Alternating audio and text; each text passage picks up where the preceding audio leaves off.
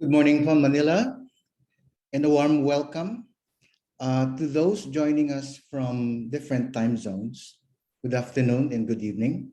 Thank you for joining and welcome to the consultation on regional consultations and different financing modalities. This is the 20th and the last set of regional consultations during the phase 2 of Safeguard Policy and Review Update at the Asian Development Bank. My name is Gelson Garcia, your overall moderator. This consultation is with the government stakeholders in East Asia, Pacific, and Southeast Asia. We have about 80 stakeholders registered in today's session, where 67 are from outside the ADB or our ADB's external stakeholders. 24 countries are represented here, including 2 countries in East Asia, 7 in Southeast Asia, 6 from the Pacific, and 9 from other regions. Just in terms of data, you are adding to more than 3,150 stakeholders who have engaged since the start of phase 2 consultations in the last quarter of 2021. This is a very important topic in the safeguards review process, as we will discuss the lessons learned from the challenges and good practices in the application of safeguards requirements for different types of financing modalities that were supported by ADB and partners. We will also discuss the proposed issues for consideration in ADB's revised safeguards policy that deals with the sovereign or government and private sector lending and other financial services. So before I call on our speakers, here's a few gentle meeting reminders. Please join from a quiet, distraction-free area and turn off your microphone when you're not speaking. During Q&A, please ask questions by typing them in the chat box or raising your hand. You will then be asked to unmute and turn on your camera so you can ask your questions live. And be respectful to everyone. We will manage time to keep with our schedule. IT support is provided, so you may ask for support by typing on the chat box. As you're joining by Zoom, here's a few guidance when using important buttons. We have simultaneous interpretation in this session. In this consultation, Chinese, Khmer, Lao, Bahasa, and Vietnamese interpretations are available. Please use your proper name in Zoom for our documentation. To change your name on Zoom, click on the participants button at the bottom of your Zoom screen. On the right hand of your screen, look for your name. Click on the More button on the right side of your name. Click on the Rename button. Type in your name and agency, then click OK. If you wish to send a message, question, or feedback, click the chat button. If you wish to comment or raise a question live in the language you prefer, click the same icon or reactions button and then click on Raise Hand. To speak and unmute yourself, click on the microphone icon. To show video, click on the video icon. We value diverse and informed feedback from our wide range of stakeholders. So let me restate the safeguards that ADB put in place to have meaningful consultations. The SPRU Phase 2 consultations provide opportunities for stakeholders to express their views on ADB's environmental and social safeguards in the most meaningful and safest manner. All stakeholders are encouraged to articulate inputs and concerns during consultation sessions. By joining these sessions, stakeholders are consenting to the video and audio recording of these consultations and their subsequent release. ADB will prepare consultation summaries and disclose them publicly. This will ensure the accuracy and transparency of proceedings. Stakeholders wishing to exclude themselves from such recordings are asked to contact the Safeguard Policy Review and Update Secretariat at safeguardsupdate@adb.org within 2 weeks of the session to share their exceptions and exclusions. The recordings and documentation allow us, ADB, to review, consider, and respond to, if necessary, any comments and inputs made.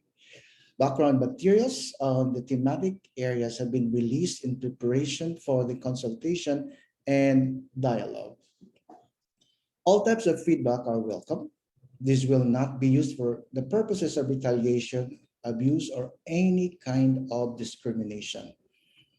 If you have any issues or concerns on the disclosure, recording, confidentiality, potential risks, abuse, or any kind of discrimination during the consultations, or wish to exclude yourself from the recording of events and discussions, please contact the Secretariat. In this consultation, we have 2 hours. And here's how we plan to maximize our consultation time. Mr. Bruce Dunn, the Safeguards Division Director of the Sustainable Development and Climate Change Department of ADB, will provide welcome remarks and overview of Safeguards Policy Review and Update. Ms. Zera Abbas, the Principal Environment Specialist, begins the session with an overview and findings of the analytical study on safeguards in different financing modalities. Then Mr. Felix Oku, the Senior Social Development Specialist, leads the session 2 with his presentation on the private sector operations. We will have a 5-minute break just so you can have a think over the questions flashed on your screen while having your tea, coffee, water. Then I will give the floor to the moderator, Mr. Duncan Lang, the Senior Environmental Specialist of the SDSS, to lead the moderated discussion for 17 minutes. We then have an event evaluation for no more than 5 minutes via Zoom and Mendy to help us gauge your feedback on how we run the consultation process. Finally, Bruce Dunn will give us a wrap of what you've heard from the session and provide an overview of what's next as we will enter the phase 3 of the Safeguards Policy and Review Update. As such, and without further ado, I would like to call Director Dunn for his welcome remarks. Bruce? Great, thank you very much, Delson, and good day and welcome to everyone. Really appreciate you joining today wherever you are, and it's great to see that we've got actually quite a diversity of participants joining from across the region. I see, out in the Pacific, like Cook Islands and PNG. We've also got representatives from across East Asia and Southeast Asia as well. So really looking forward to an interesting discussion today.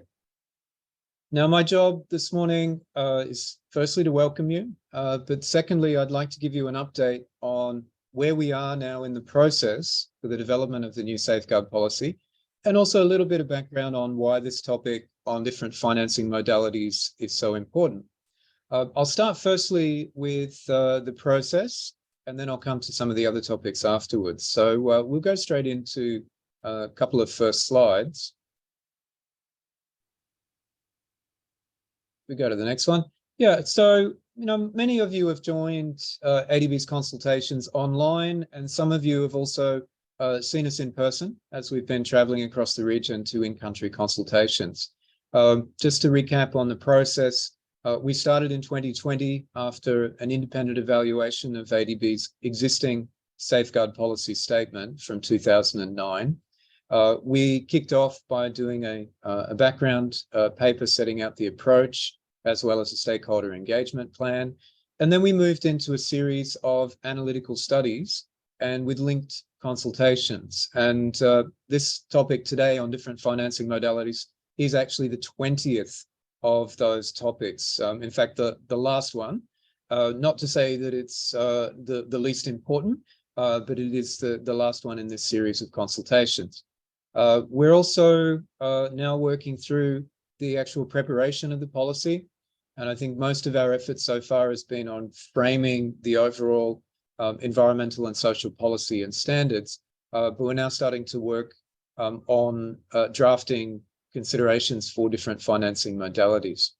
The timing for the approach right now, we're anticipating to be able to make the first draft of the policy available to stakeholders, likely before ADB's annual meeting in May. We'll then be looking to have a discussion with ADB's board, a working paper discussion on a draft. That's likely to happen in July this year. Then we'll spend the rest of the year, the second half, doing more consultations on the draft. And for all of those governments and stakeholders that have been involved in the process, once the draft policy is available, we'll be sharing that with you. Actually, all of you that have been engaged in the consultations will receive a copy, as well as sending them formally through to your governments. And then we'll be looking forward to receiving both written feedback as well as following up with further consultation rounds. The timetable also is aiming towards ADB having a final of the policy approved by our board in the first half of next year. We're aiming at the moment for the first quarter, likely around March next year. We'll need to, though, finalize that schedule once we start to get more feedback from stakeholders on the draft. But we're now moving to this stage, from the consultation process into the drafting, and then to final consultation rounds. Still, obviously, a lot of work to be done in that process, and we're looking forward to continuing to engage with you. Another question here also, many of you have raised the issue of, once you do have a new policy, when will it become effective? We've had that raised several times in the consultations. What I want to tell you there is that once we do have a final policy approved by ADB's board, it would only become effective 1 year later, and it would become effective for projects at the concept stage. So you can anticipate to continue to be implementing projects with ADB's current safeguard policy statement through this next period up until the policy's approved, and then new ones would only be 12 months after the new policy is approved. So that's the working schedule at the moment. If we go to the next slide, you will see the long list of consultation topics that we've completed so far. I won't go through the list, but you'll see down number 20 is the one we're doing today, safeguards for different financing modalities. And I'll just take a moment here to provide a little bit of context, and my colleagues will provide more details in a few minutes. The first thing is that the current safeguard policy statement applies to all of ADB's financing and all ADB administered projects. And that's really regardless of the different financing modality that we might be using. Now, many of you will be familiar with our project financing, and a lot of the consultation discussions that we've had so far, I think, have been more on project financing. But some of you will have worked with ADB on more programmatic approaches, such as when we have multi-tranche financing facilities or sector lending. These are essentially a program that then has individual projects under them. But we do also have other modalities, such as policy-based lending, when we may provide financing support to a government for your own policy reform programs. We also have type of budget support, counter-cyclical financing facilities. And we've used a lot of these during the COVID-19 period to provide financing to support governments in adjusting to the financial crisis that was accompanying, in some cases, the COVID health crisis. Plus, we do things with financial intermediaries, which is a quite important modality to be able to channel financing in partnership with local banks in particular. And we work with the private sector, sometimes as financial intermediaries, but also with corporate financing, where we provide sometimes direct financing to a company for targeted project investments, but other times for more broader general purposes to support their operations expansion or for working capital. So we've got this range of different modalities that we use, and it's very important for us to look at how the safeguards are applied to those modalities currently, and if there's any strengthening or improvement that we would need to provide to those different modalities based on the existing experiences, and also emerging issues. We see ADB increasingly active in the private sector. In fact, by 2030, we're targeting for 30% of ADB's operations to be in the private sector. So with that shift, what would that mean for the different financing products that ADB provides through to you? And I think also it's fair to say that for some of you in government, your own governments are looking to ADB for also different types of services, not necessarily just the standard project finance anymore. So, we do need to look at these areas carefully and to get your feedback on it. Now, I'll go to the next slide, provide you with just a bit of an overview in the way that we're looking at structuring the policy. You'll see that there are several documents and several levels in the policy framework. The first you'll see at the top of the screen is an ADB policy vision statement. And this is where we're looking to articulate how does ADB Safeguards support global agendas, such as the Sustainable Development Goals, and also how does it help ADB deliver on our own agenda. So we have our Strategy 2030, which sets the strategic priorities for ADB. Then at the second level down, you'll see policies and standards. And here we will have an ADB environmental and social policy. This sets out the overall policy objectives, as well as ADB's roles and responsibilities. Then you will see on the right-hand side, environmental and social standards. And during the previous consultations, we've spent quite a lot of time talking about what should those standards be and what should be the safeguard arrangements for those. For example, environmental and social assessment, or land acquisition and resettlement, Indigenous peoples, these types of areas. But now what we're coming to is what you see in the middle of the screen, requirements for different financing modalities. So when we look at policy-based lending or financial intermediaries, what should be the safeguard requirements for those? So that's the main core of the policy, the environmental and social policy, the different requirements for financing modalities, and then the environmental and social standards. Then if you look at the next level down, for ADB, we'll have our own operations manual and staff instructions, and we'll also provide some materials on expectations for the environmental and social management systems that may be needed for different types of financing modalities. And then lastly, in green at the bottom of the screen, you'll see that we're intending to develop a whole range of guidance materials, including guidance notes for each of the policy standards. And of course, we'll need to have guidance for the different financing modalities. So that's the framework that we're operating against. And we're, as I said, working through now the process to draft these different policy standards and requirements for different financing modalities. And this consultation today will feed directly into that process. So for that reason, your inputs today, as they have been in other consultation sessions, are very important to us, and we'll be able to feed that into recommendations for the policy. So with that, again, thank you very much for joining today. Looking forward to hearing your views, and I would really encourage you to, feel free to speak openly. Come, raise your hand. Feel free to put up your points, and if you're comfortable, turn on your video. But if not, you're able to put things in the chat or even send anonymous messages to us if you'd like to, just keep your key points private for now. But looking forward to hearing from you, whatever the case. So thank you very much, and I'll pass back to our moderator, Gelson. Thank you.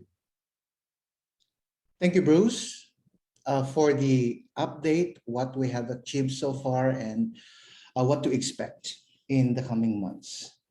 I will now give the floor to Zara Abbas, the Principal Environment Specialist of the SDSS under the Sustainable Development and Climate Change Department of the ADB, to provide us an overview and findings of the analytical study on safeguards in different financing modalities. Over to you, Zara. Thank you. Can you hear me fine? I'm just trying to set my audio here. Loud and clear, Zara. Okay, just Sorry, just 1 second. So, yeah, I'll just be discussing, as Bruce and Jelson just mentioned, we'll be running through how we undertook the study and some of the key modalities that we are been working with, are involved with our developing member countries. So what we, excuse me, we undertook an analytical study that that looked at what different modalities we have at the moment, how they are operating, and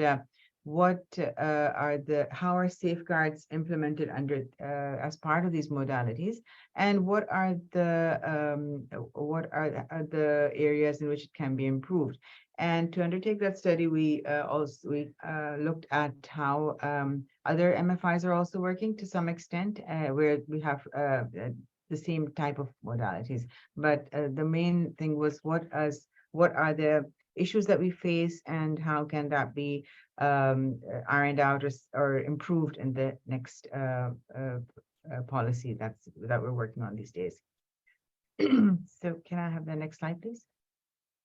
Actually, the one, so as part of this, we also looked at the IED evaluation, that was undertaken by ADB's internal evaluation department, that also looked at implementation challenges that we were facing with these modalities. Excuse me. Can I have the next slide, please? So ADB has a number of modalities, and the ones that I'm going to discuss first, and my colleague will touch upon the next ones later, are basically the project loan, the sector loan program, policy-based lending, the multi-tranche financing facility, emergency assistance loans, and also technical assistances. So I will be looking at these. Financial intermediaries and corporate financing will be discussed by my colleague after this. So in addition to the standard project loans, ADB provides a large number of other financing modalities also what we have at the moment under the current policy is that the safeguards requirements, the safeguards requirements that we have as for our client, are presented under an annex, which is Annex 4 or SR4 of the current policy, and that goes into the details of the requirements, the special requirements that are associated with each financing modality or financing instrument. And these are what the borrower has to follow, and they are detailed over there. So since 2009, when the SPS was approved, a large number of new financing modalities have also emerged. And some of them are, which I'm going to discuss later, are one is the results-based lending. And then there are also modalities that we have introduced, which are to assist our borrowers in preparing projects. And this one is called the Project Readiness Facility and the Small Expenditure Financing Facility. So in the next slides, we'll just go through these modalities and look at what the safeguards requirements currently are. So yes, the next slide talks about the sector loan. So here on the slide, it's sort of put in a bit of like in boxes. But first, I'll go through the description of what this is. So the sector loan modality is applicable basically when ADB is requested to support the development of a sector through financing part of some sub-projects, and then when there are a large number of sub-projects in that sector, but the number of projects or the details of each sub-project are not completely known, but they are going to be similar types of projects. So at the time of approval, when that's not known and this larger sector is to be covered, then the sector modality is used. So the safeguards requirements for such a financing is essentially that one or more sample sub-projects are looked at, they are appraised, and the safeguards for those sample sub-projects are studied and assessed.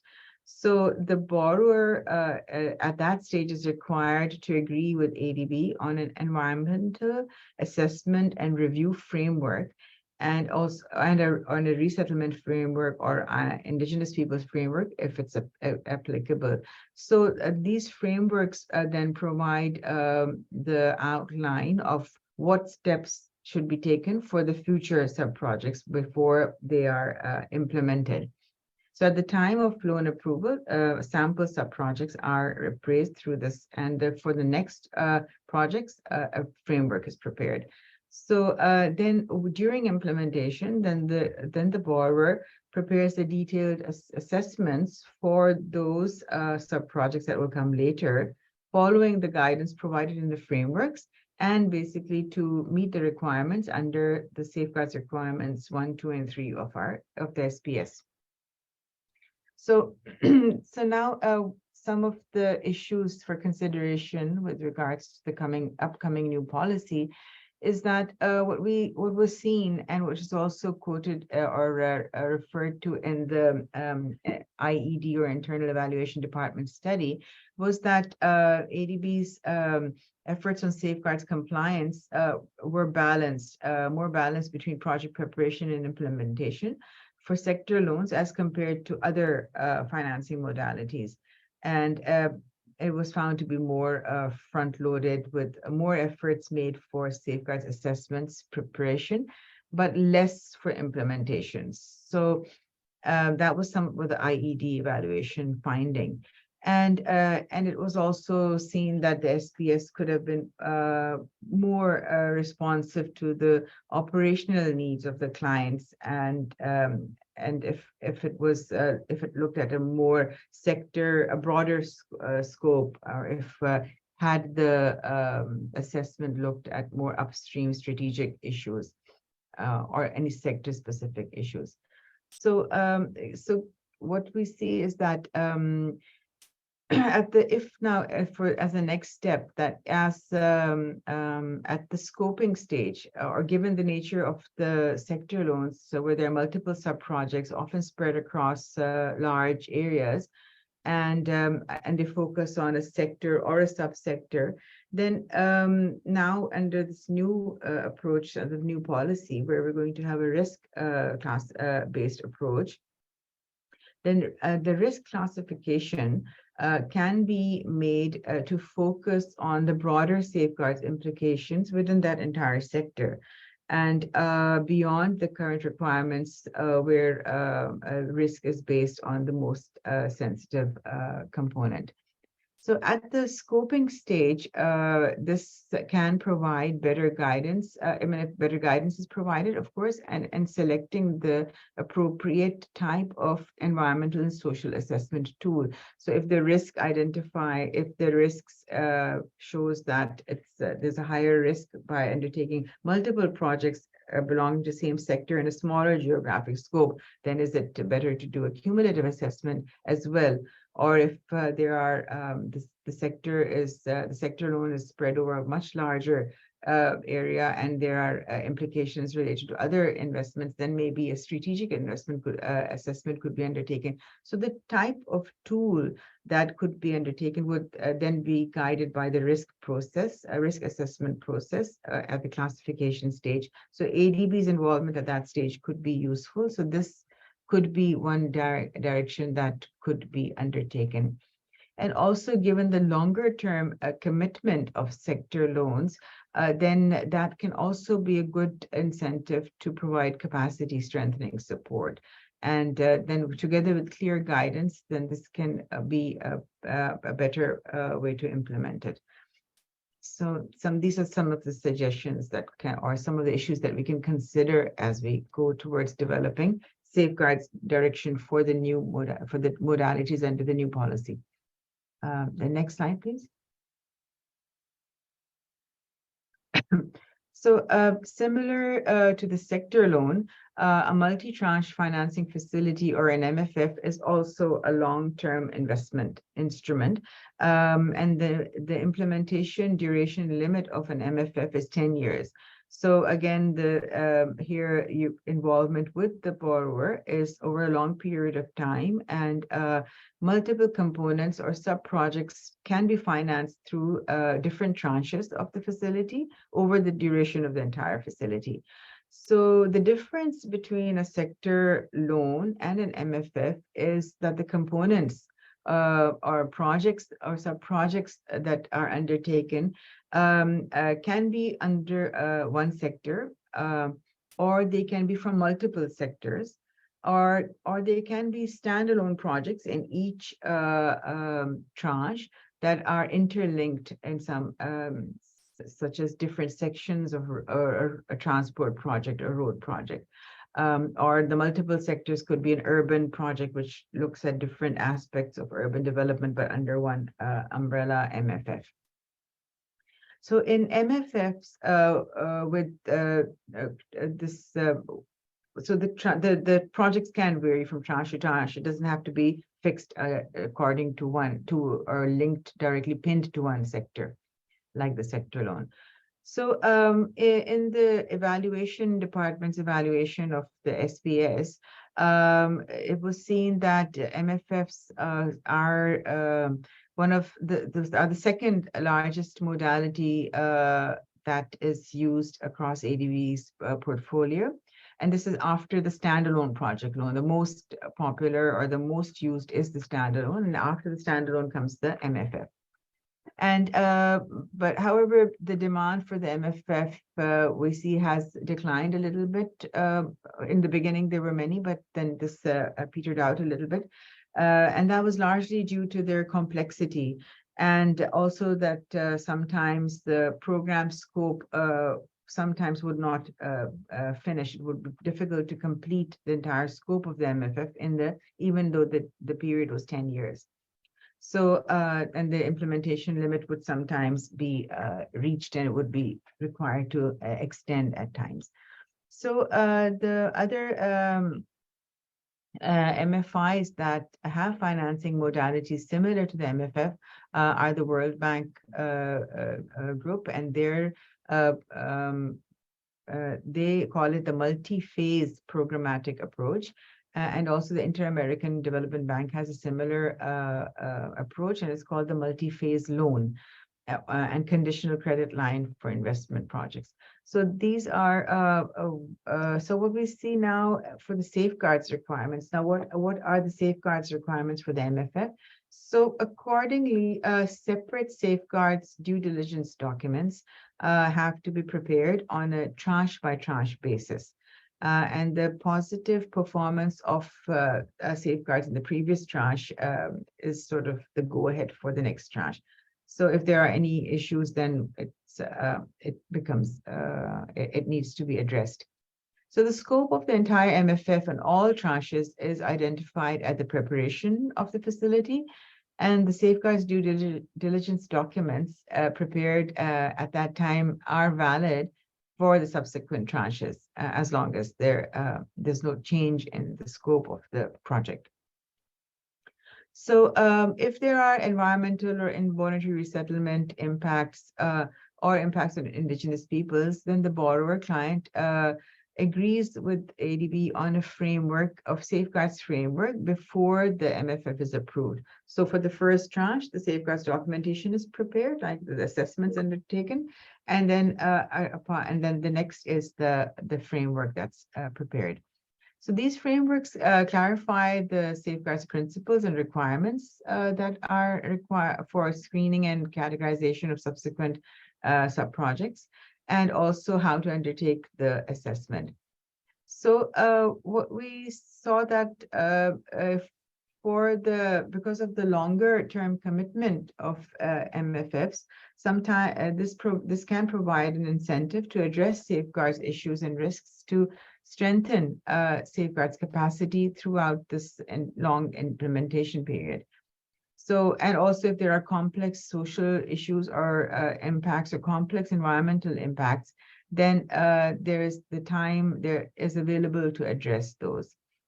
So some of the issues for consideration under the new policy would be the safeguards requirements for the MFF could be strengthened, and such that in the area of risk classification, so where it can be broadened to the scale of the entire loan instead of the individual tranche, and to develop specific criteria for sector or modality specific risks. So if there is an MFF covering the entire transport sector, then what maybe there could be indicators which can identify what how to address that particular sector, or if it's a specific to that modality. So at the scoping stage of the environmental social assessment, proper or appropriate tools could then be identified for undertaking the assessment. So this could be part of the new policy, that based on the risk and based on the sector or MFF specific risks, then what type of assessment could be appropriate.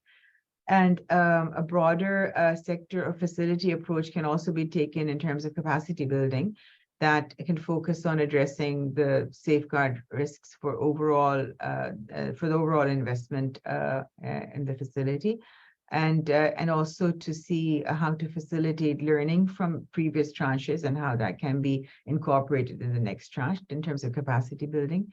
And then, of course, we would need to develop better guidance to assist the borrower in developing the capacity, and also for implementation of the MFF. Next slide, please.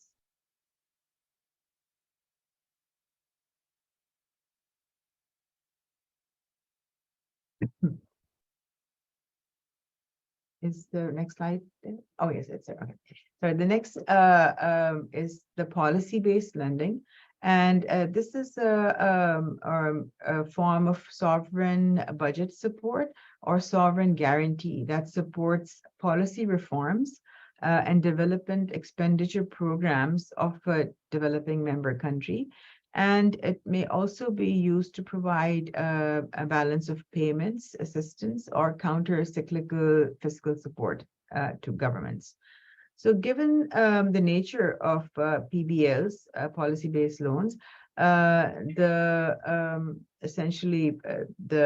it's not possible to track where the financing goes in terms of the geographical spread of the PBL, or because it's often can be very large, it can be across the entire country. So that is one of the peculiarities of the PBL, or specific features of it. And so also for the policy-based lending, according to the safeguards requirements of the safeguards policy, the SPS, the current policy, it requires that potential direct and indirect impacts of policy actions that are going to be supported by the financing will be evaluated, and appropriate mitigation measures to address these impacts need to be integrated in the policy design, or the overall design of the program. So how is this undertaken? A policy matrix that's developed needs to be examined carefully for potential impacts. So it's called a matrix of impacts of the policy lending has to be prepared. So for each policy action, it has to be determined whether there will be any impacts. And then mitigation measures in the form of what type of assessment needs to be undertaken need to be identified in that matrix. So the operations manual on the policy-based lending also it says that endorses similar requirements, and the operations manual is the requirements for ADB to follow. And but what we see is that there's not much guidance under the present policy on how to determine those impacts, because policy interventions have very long-term implications.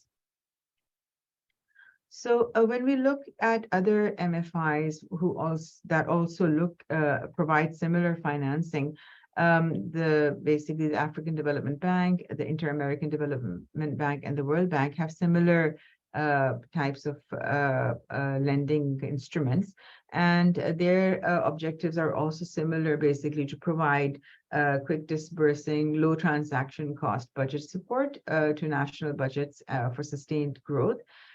To help finance ongoing deficits or play a counter-cyclical role in the times of financial crisis. And then also, but their approaches to safeguards are different. And what we see is that the African Development Bank and the World Bank, they assess the poverty and social impact upstream, and they see whether the country-specific policies to be supported will have any significant implications on environment and climate change. So if there is such a impact, then those sort of projects or those sort of interventions cannot be financed through this window. So what we are thinking for the new safeguards policy is that firstly, under the revised policy, there is under this risk-based approach, the risk classification should identify the likely environmental and social risks at the policy level. So what we would say is that specific criteria could be developed to help identify the high level and contextual risks that may affect the classification of risk for that particular investment. So specific guidance can also be developed for how to undertake risk screening of policy actions and identifying policy actions that would have direct impacts on people and the environment. So what was lacking in the previous policy was guidance on how this should be done. So together with guidance and an appropriate risk classification, it will be possible to undertake accurate screening for environmental and social impacts and risks of policy actions, and then identifying and selecting the appropriate environmental and social assessment tools that the borrower can then use. So the step is essentially to provide ADB with enough or sufficient guidance and criteria so that when the risk classification is undertaken by ADB, it is accurate, so that the borrower is also advised properly. So next slide, please.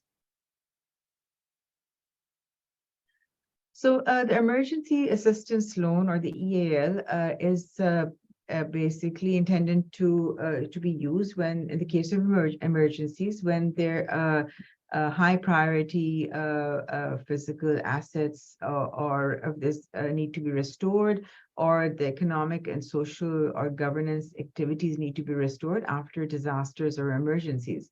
And so these are basically, they focus on immediate or short-term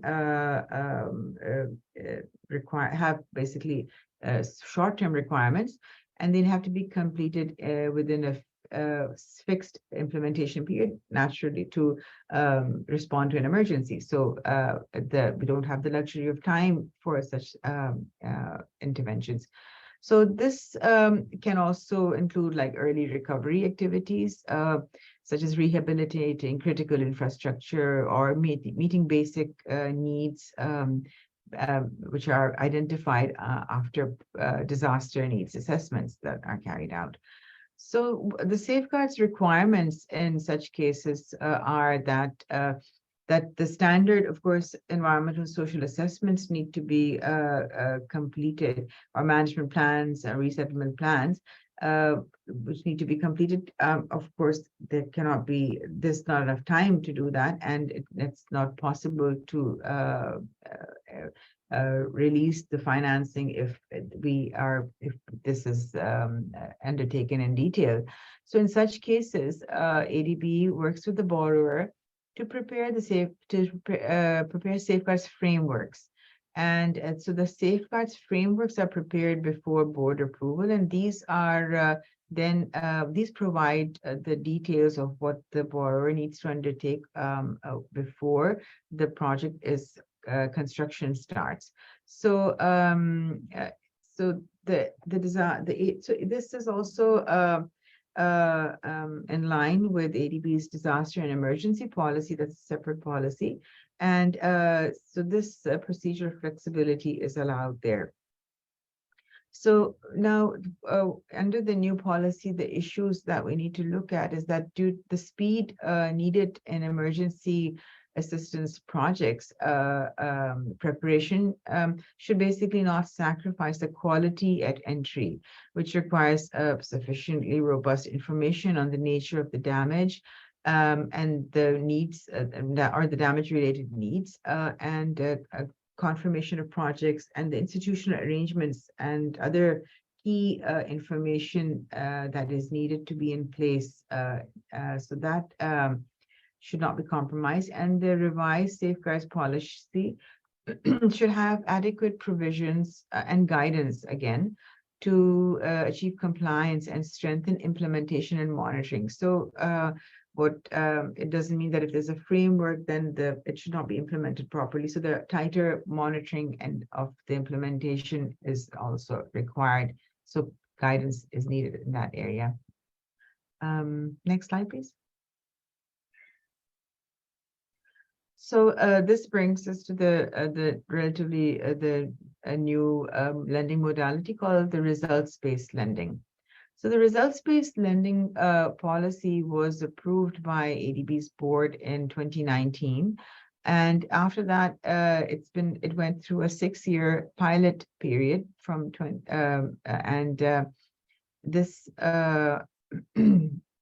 was it followed the 6-year pilot period. The pilot period was between 2013 to 2019.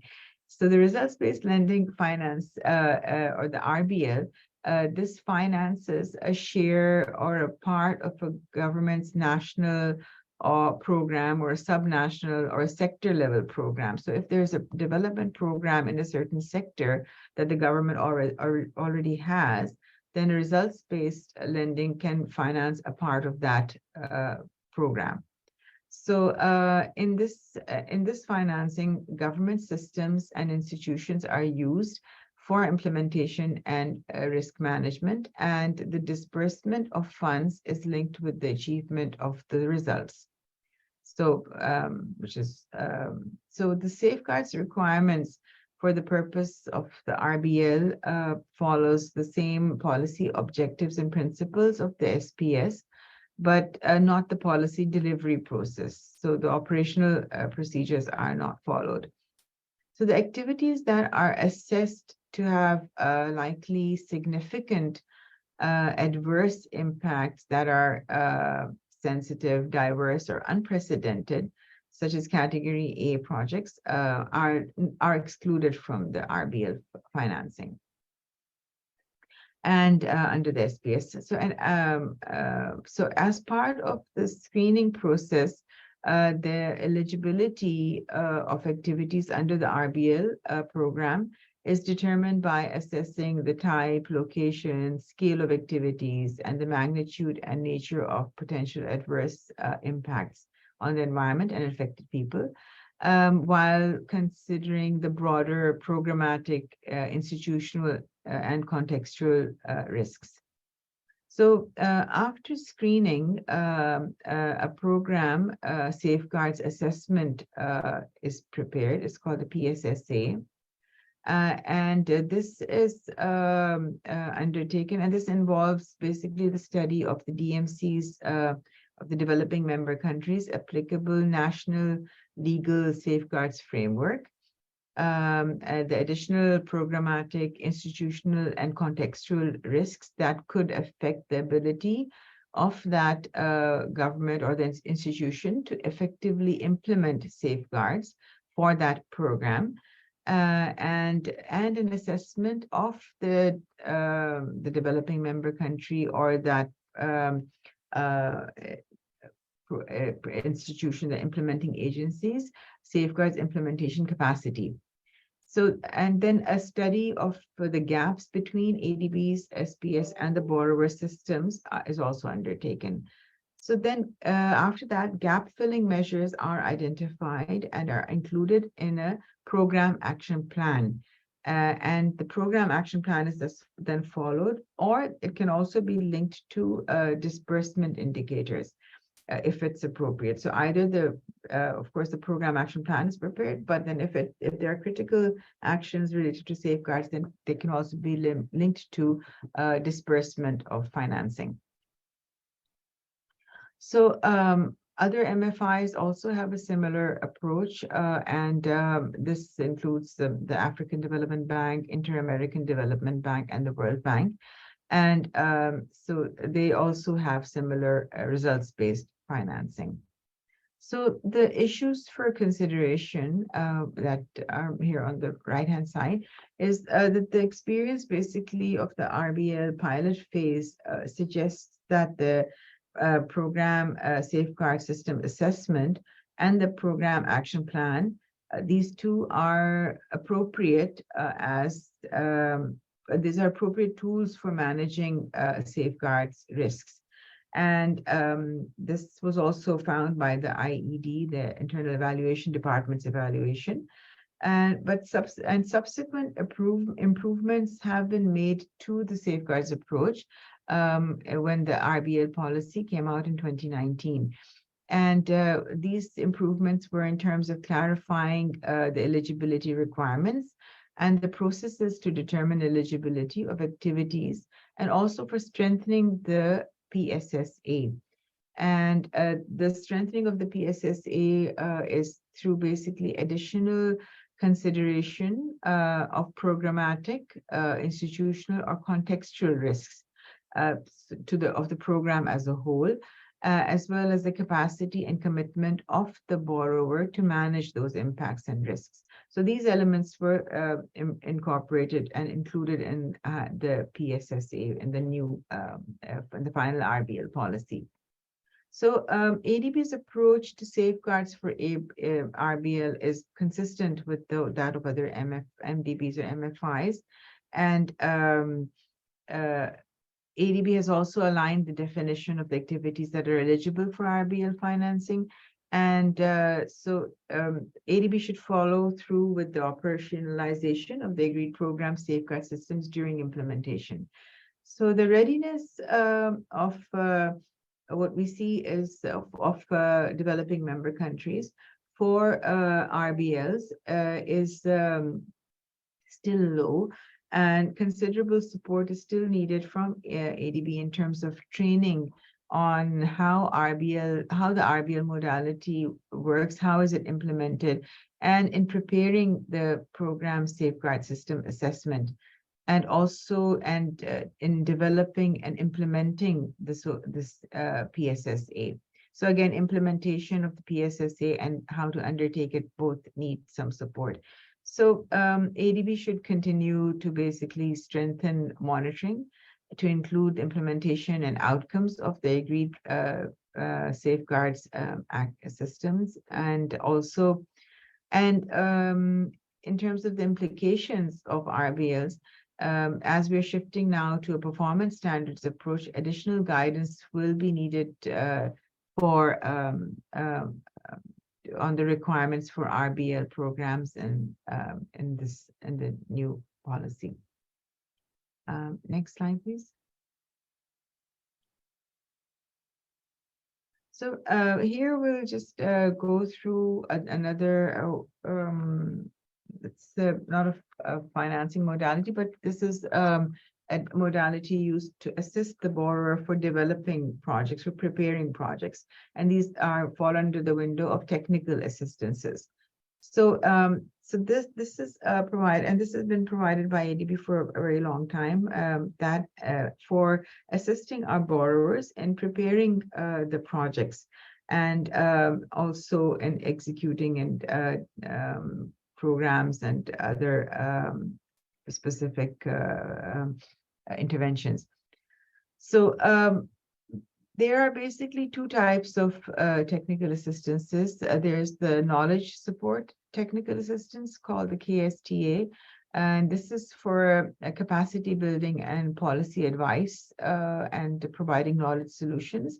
And then there is the TRTA, which previously used to be called the PPTA, and it's now referred to as the transactional technical assistance. And this is used for project preparation and also to provide implementation support to our borrowers.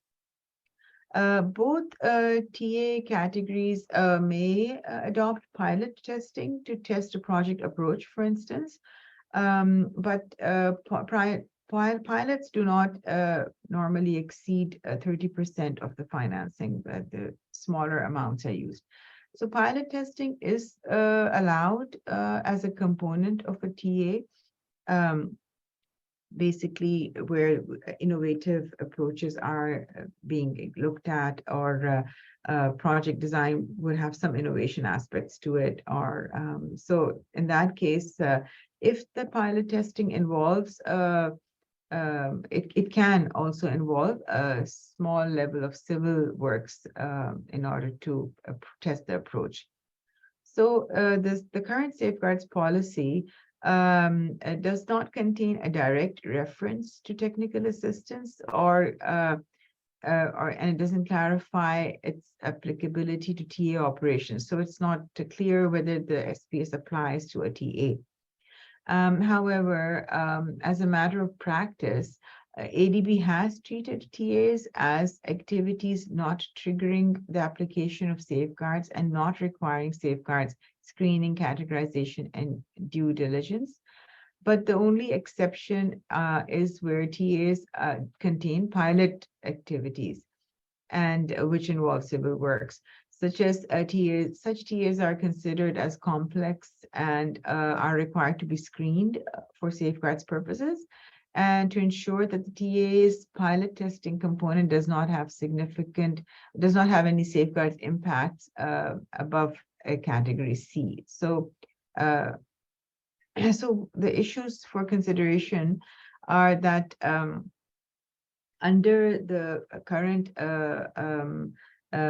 application, this needs to be reviewed to see in terms of risks of if the TAs have risks or if there are impacts, then how should we be approaching that? So additional guidance needs to be developed around that.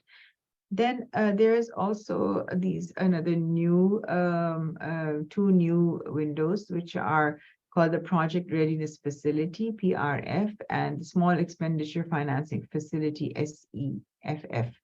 So both of these were introduced recently, 2018 and 2019 respectively, and they also promote project readiness by the time of project approval. So these are also used to assist the borrower to prepare the project.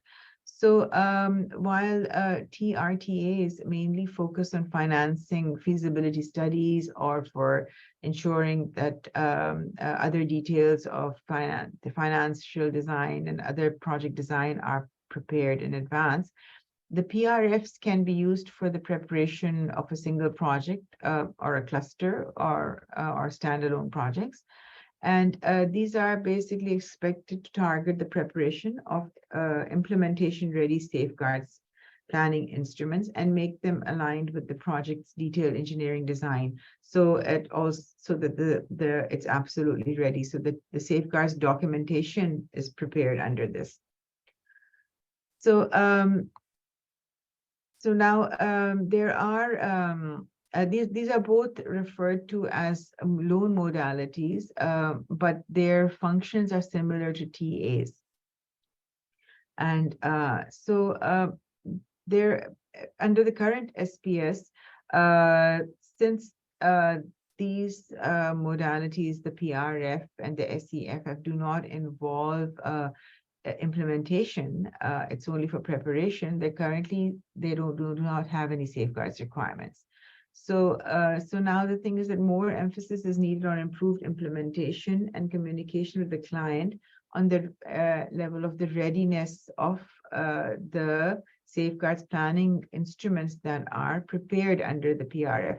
So the PRF and the SEFF can prepare the safeguards documentation, but what is important during this stage is that also that ADB should coordinate with the borrower to ensure that once these are prepared, the implementation can happen smoothly, and there's the necessary infrastructure is in place for implementing these safeguards documents. So that's the end of my section. Thank you. I'll hand it over back to Jelson, I suppose. Thank you. Thank you, Zara. The different financing modalities which you described, sector loans, multi-trans financing facilities, policy-based lending, emergency assistance loan, results-based lending, and technical assistance, I would assume that may be new to some, but may still be observing the terms. But the way you describe them, the safeguards that are required under the current SPS, and what issues are being considered, and issues they would like to hear feedback on from our consultation participants. I hope that we have provided greater clarity to inform our moderated discussion a little later. So what about the financing modalities for private sector? There's a common interest in this. So Felix Oku, the Senior Social Development Specialist, will walk us through these financing modalities, how they are structured, what are the safeguards required, and also key issues for consideration. So we have a pre-recorded video from Felix. So let's play. Thanks. Thank you and welcome to this session of the presentation. This session of the presentation will focus on financing modalities or instruments that are not only used by the private sector operations, but also used by the sovereign arm of the bank's business. We'll start with a brief overview of private sector operations since the adoption of the Safeguard Policy Statement in 2009. And then we'll look at the specific safeguard financing instruments that are used by the private sector, and then also highlight one that is cross-cutting. It's used predominantly by the private sector, by the sovereign arm of the bank's business also uses it. That's a financing intermediation. So by way of a quick overview, since the adoption of the Safeguard Policy Statement 2009, there's been an increase in private sector operations, which has necessitated the adoption of various financing mechanics or financing instruments. And that includes financing and intermediation work with banks, non-banks, private equity. Funds as well have formed in recent time has formed a significant portfolio of the financing intermediation portfolio of ADB. There's also been new financing instruments that have been used with bond issuances. From 2015. ADB had gone with a few bonds, green, including blue, and also sustainability or social bonds. Our trade and supply chain finance program has also made significant use of the financial intermediation financing instrument in recent times, and so has also the bank issued a lot of shares from IPOs or initial public offerings. Private sector safeguards performance, as reported by the IDE report, this was quite done recently on the effectiveness of the Safeguard Policy Statement, has been as good as or better than sovereign operations in many instances. There's also been a lot of opportunities for private sector to co-finance with sister institutions, and that also requires a lot more greater policy harmonization. The needs and type of clientele for ADB for private sector operations has evolved within that time frame of the adoption of the Safeguard Policy Statement in 2009. Most clients appreciate ADB's effort in developing their corporate safeguard framework main instrument has been the development of the Environmental Social Management System, or the ESMS, as I will continuously reference that too. That has been the single safeguards instrument that has been adopted by a lot of financing intermediaries and corporate institutions or corporate entities that have reached out to ADB for some form of funding. A more structured approach to address issues with core labor standards and labor and working conditions, even in the absence of such requirement within the SPS in its entirety, has been taken on board by the private sector operations, especially when they co-finance with others. Reasonably, about 80% of the FI portfolio of private sector operations have been underpinned by strong due diligence, that's environmental and social due diligence, which have resulted in corrective action plans that have been adopted and enhancements of those ESMSs to make sure they comply with bank requirements. In the next subsequent slides, we'll be looking at the key financing instruments that are used by the private sector predominantly, and the FI financing instrument that is used by both the private sector and the sovereign arm of business. We'll be looking at the safeguards requirement that underpins those financing instruments, and look at also critical issues that have been identified to be addressed as part of the SPS policy update. Next slide, please. So we start with a very common mode of financing for the private sector operations, which is project finance. Project finance is just a structured financing of maybe specific economic activity. Mostly a project company will be formed within the jurisdiction that the project is supposed to be constructed. It could be infrastructure, but it could also be a business activity in a corporate entity. And that project company will be a special purpose vehicle dedicated for that piece of work. And the cash flow from that SPVA is what will be used to pay back the debt. So it's created by that. And most of this arrangement, it could be both debt or it could be equity and a non-recourse or limited recourse financing arrangement. For such modes or mechanics of finance with project finance, where the project activities are quite very clear right from the onset, the assessment and safeguards requirement for that SR1 on environment, SR2 for IR, and SR3 for IP. That is where they're triggered. So if they triggered, environment category is triggered, then the assessment and management plans, based upon the category of the risks that are assigned to that project from the project finance, then would be prepared. That is EIA or IEE. Similarly, if the same applies with our SR2, with involuntary resettlement, and then land acquisition planning, whether resettlement plan or any other sort of plan will be developed, that will be done. Same also with indigenous people, if that is triggered.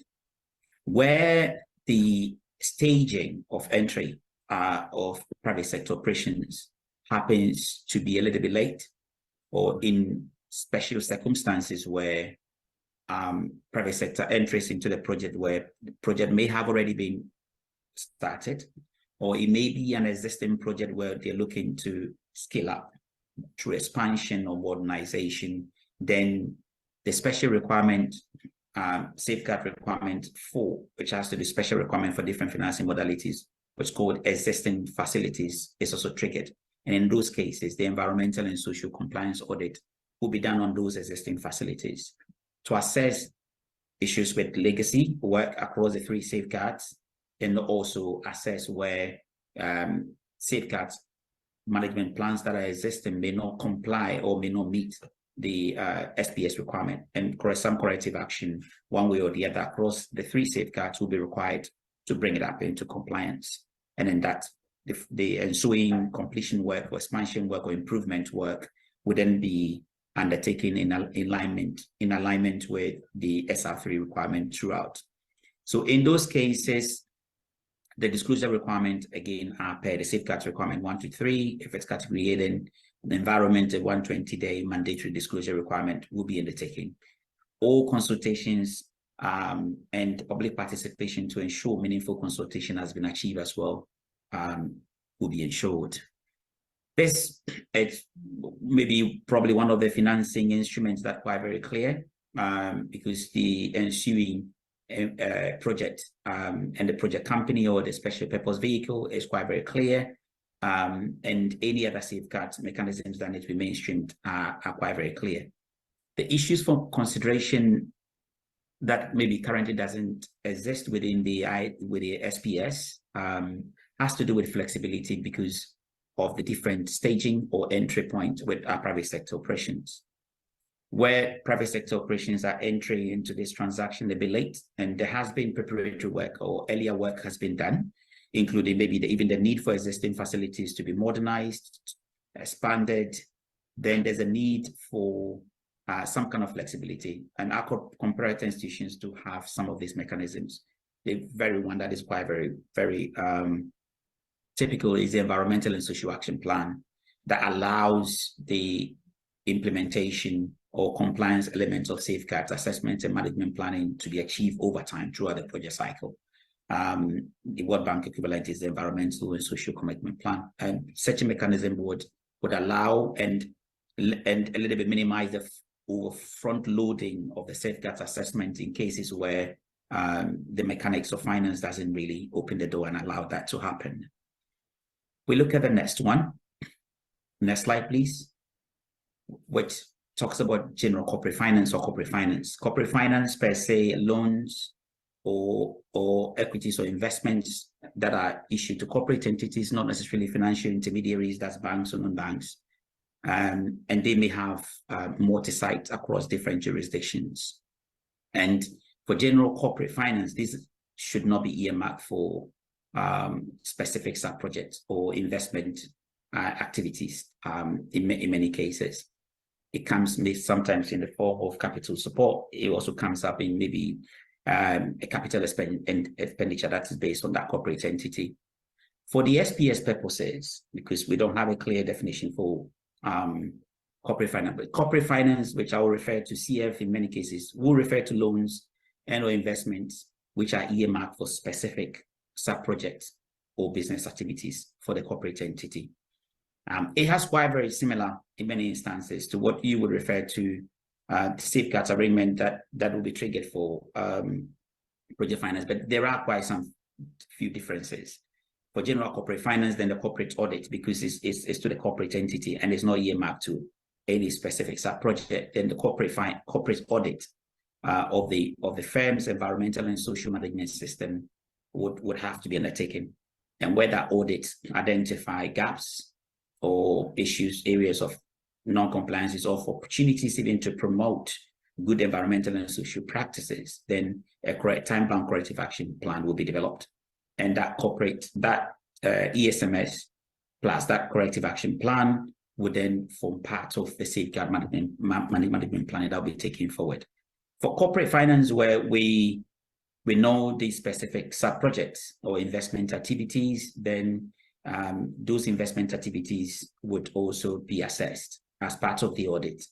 And in different staging where private sector operations enters into business, where those activities may have already been started, or it will require expansion, modernization, or rehabilitation of those existing facilities, then the existing facilities requirement under SR1 para 10, and also predominantly under SR4, that's safeguards requirement 4, paragraph 12 will apply. In terms of disclosure, the audit report and the corrective action plan, if any, are disclosed per our safeguard requirement 1 to 3, that's across the 3 safeguards, and our access to information policy 2018 requirement. Again, for category A projects, the mandatory 120 days disclosure prior to board approval is maintained. The submission of monitoring reporting under such arrangements are per our safeguard requirement 1 to 3, that is predominantly based upon the assigned case safeguard category. The issues for consideration going forward, possibly for the SPS update, has to do with the framing. I think a much more broader corporate finance approach will be better than rather than a limited scope general corporate finance that is currently presented in the SPS. corporate finance approach, looking at various elements of corporate finance, either both debt or equity, whether the equity, whether the debt is being used for defined asset class or business activity, or in cases where equity and it's being sought with maybe a long-term engagement in view, will offer a much more broader umbrella to address the different categories of debt and equity, including bond transactions that are being taken by clients. And I think that also will inform the future portfolio of ADB. The underlying safeguards instrument, which is the ESMS, has to be a bit more very adaptive. It needs to be quite very flexible so that it will be commensurate with the corporate activities that are being done. So an ensuing ESMS should be quite very nimble to react quite quickly to the business activities that corporate financing is sorting to fund. It's also quite difficult. I mentioned that ADB had been on the capital market transactions. We talked about different bonds that has been issued, green, blue, social bonds, and sustainability bonds, even climate bonds. There's been a few that ADB had gone, and I think the future a lot more to meet Paris alignment commitments will be engaging a lot more in these bonds. At the point of issuance is sometimes quite very challenging to be able to accurately assess the ensuing sub-projects or asset classes that some of these capital mobilizations will go to support. A lot of information will be based upon what is available publicly at the point of issuance of this bond. And it would be good if the SPS would look at this element of financing instrument and react with some kind of nimble mechanisms to be able to conduct some sufficient due diligence and comply with a lot of disclosure relevant information on this capital market transactions, and so that ADB can take absolute advantage and leverage on its unique positioning as a very credible lender in this case to ensure that corporate entities and institutional investors that come together in this platform are able to abide and comply with international regulations that pertains to these capital transactions.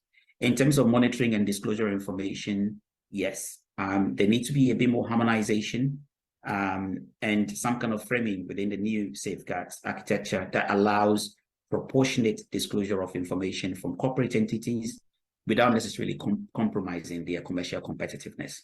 And that addresses the issue of what information constitutes what we call sensitive information that would have to be maintained by ADB and not necessarily disclosed to the detriment of the competitiveness of corporate entities. Next slide. Now we're looking to finish the financial intermediation financing modality for ADB, and the financial intermediation work, FI, is done by both the private sector arm of business and then the sovereign side of ADB. I'd like to begin by showing the portfolio overview of ADB's financial intermediation work. And this is hinged on data that we're able to extract on our financial intermediary work spanning between 2010 to 2021. So from the plots that you see on the screen, it's quite very clear that our private sector arm is leading on that part of work, and that's a result of the recent development in that space. With the private sectors, about over 70% of the portfolio rests with the private sector. We have only two categories for financial intermediary work, and one is category FI, and the other one is category FI, which is treated as C, which means that if it's category FI treated as C, then the category is C across the three safeguards in that case, right? So FI treated as C for IR means that it's category C for involuntary settlement. FI treated as C for IP means that it is category C for indigenous people, and FI treated as C for environment means that it's category C. So, but if it's denoted as FI, then it means that it could take sub-projects that could be A or B. But it's very, very important for me to explain or make a note that as of now, it's only 3 of such FIs that currently exist in our portfolio has the capability to take such project. And an enormous amount of work has been done with the client to ensure that there is adequate mechanisms in place to allow them to manage such projects. Regardless of the category, all category A projects would come to ADB anyway, which I'll explain very soon, but let me just put those caveats ahead before those slides come. So what you see here is a split between our sovereign arm and the private sector operations. You can see with sovereign operations, portfolio is quite low risk. A lot of the FI transactions are FI treated as C, with just a very small proportion is FIA. The risk appetite from the private sector arm has increased over the years. But then again, what you see here, 97 count as FI is predominantly FI that can take category B and not A. It's only 3 of them, okay? Next slide, we'll be looking at the distribution across the 3 safeguards.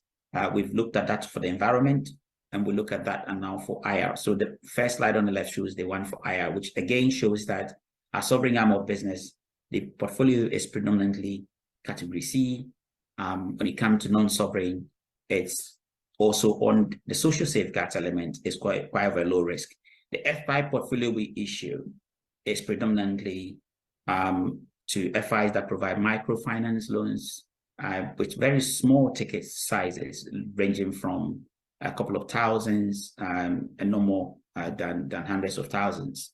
And where even the category B goes to small and medium-sized enterprises, it goes no more than hundreds, couple of hundred, tens of thousands. So they are ticket sizes, loan ticket sizes that are not likely to result in any significant impact. And that's what you see there. So the 59 counts from the private sector operations that are denoted as FI are predominantly, again, FIs that can take category Bs. It's only 3, just repeat again, 3 that we have on our book so far that have been designed to take that, and those are private equity funds anyways.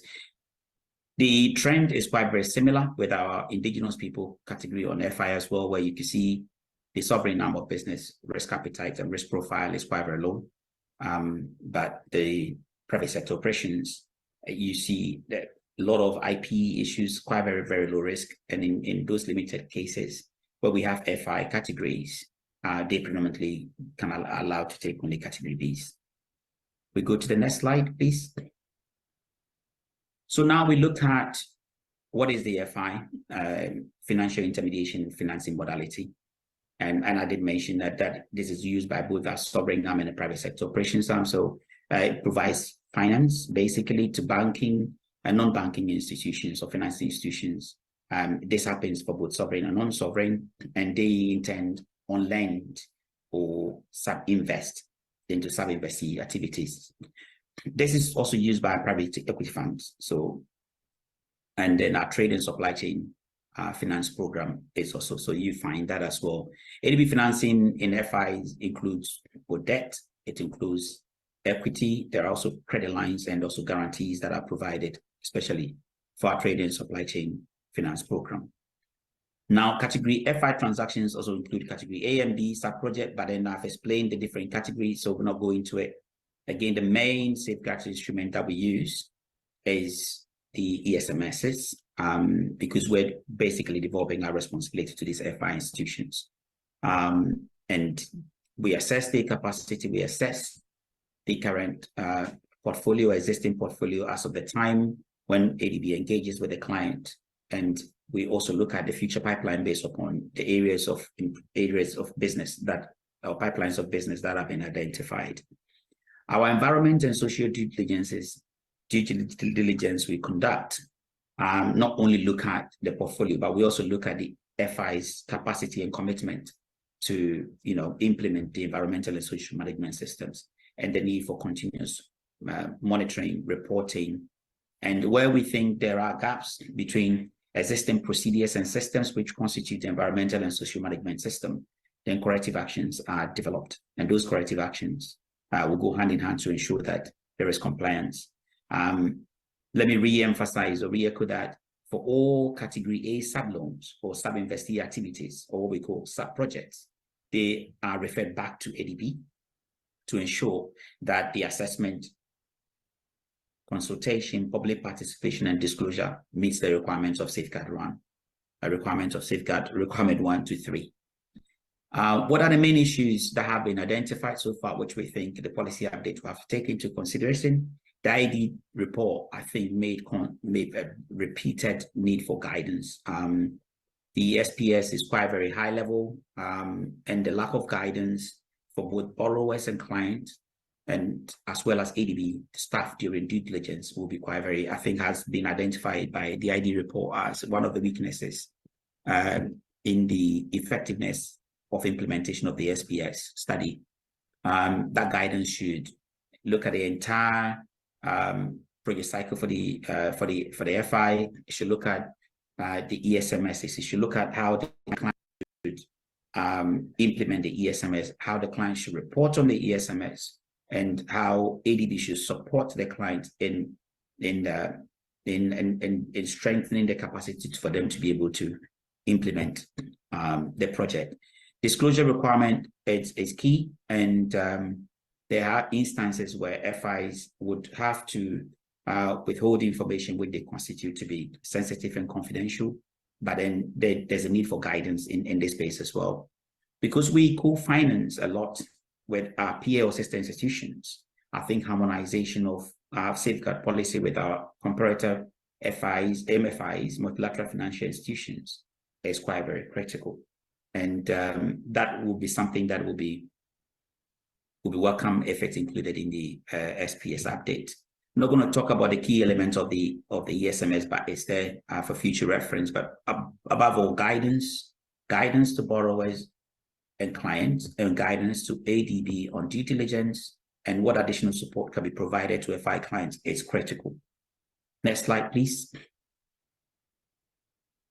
So ID report overall has stated that private sector safeguard performance for project processing, project implementation, capacity support was as good as or better than that for sovereign. That is quite clear and has been consistent, and made some few notifications which should be considered for the policy update.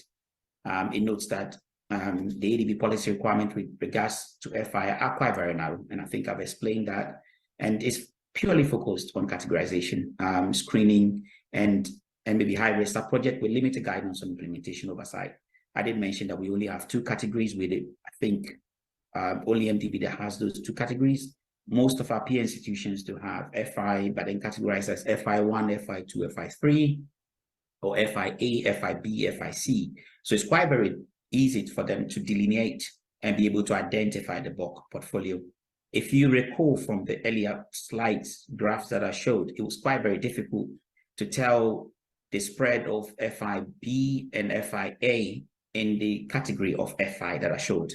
The only reason is we don't have those separate categories. So, it'd be good if the that box is unpacked and we have different categories across board that will allow us to see where the risk portfolio of FI really sits. Guidance is required. Guidance, I've overemphasized it. Client borrowers, including disclosure, is required, and rules and responsibilities on both ADB side and the client, and also borrowers. The bulk of our FI portfolio, as I've mentioned, is in the category B, a sub-project site, or sub-loans or sub-investees that have activities that could potentially result in category B across the 3 safeguards: environment, IR, and IP. And I mean, the SPS is, the assumption is that compliance with national requirement may be sufficient, but in some jurisdictions, we do realize some of this compliance requirement may be not necessarily meeting good international practice. So it will be good as well where the SPS will come out. The update will tackle this and address those issues. The presumption there is that the most stringent in most cases applies, but clarity is required. ADBC aligned on the positive side with our delegation of responsibility to the FI via the implementation of an ESMS.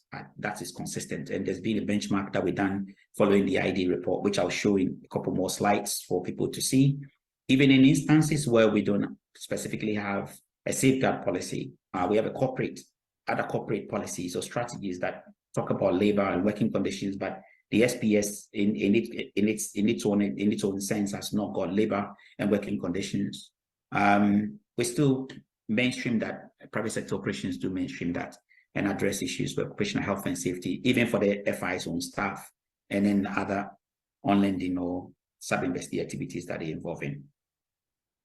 Next slide, where we look at the benchmarking exercise following the ID work. We've gone out to look at how we compare with our peer institutions, especially when it comes into FI and corporate finance. And I'm not going to go into that, but the selection of the peer comparators there is based upon areas where we co-finance. IFC is quite global, and many instances we co-finance with IFC. EBRD, it's also because they have the same business module and likely to have the same portfolio with us, not only in terms of business module, but there's also geographical overlap in our Central West regional area, and we do co-finance with them. IDB Invest is also a regional bank, but that's the private sector of the Inter-American Development Bank. And then what I call EDF is the group of European-based development finance institutions, which have come together and they have their own way, a standard. They have their own standards, and I'm talking about, EDF, DFIs like Propaco, DG, CDC, that's now BII, and the rest. So overall, policy-wise, we all have policies that we comply with. The approach to risk assessment for FI and corporate, I think, is a little bit consistent, and ADB aligns pretty much, where for debt financing, we look at asset class, and what that debt is the kind of asset class that debt is going to support. But for equity, we tend to take a portfolio approach in the risk assessment. That's consistent. The only one I think is different is European-based DFIs, but that has a history, and there's some kind of European directive that is also informing that approach. In terms of exclusion list, which is the first line of screening, where FIs and corporate activities can use proceeds, either debt or equity, to do, or the comparator institutions to have one. Double intermediation, that has to do with providing lending to a fund that on-lends again to another fund. That is allowed across board, but there are additional controls that are put in there, and that's also one area where the policy update will look. In terms of disclosure, we tend to be different. If you look from IFC, EBRD, and the other comparators, there are 60 days for the category A, sort of FI-based projects. ADB still maintains environment category 120 days. And in some of these TFIs, even for category B, is 30 days. It's not even 60 days. So if we're looking to do some harmonization, that's also an area we need to look at. Scope of disclosure, it's per what we've got. SR3, safeguard requirement 3 for FI, but so has our peer institutions also got one for A and Bs. All A's come back to ADB. Let me reiterate that again, and we ensure for their disclosure. The B's come in the form of the annual environmental reporting. So when they disclose on our webpage, you should find the review of all such category B projects.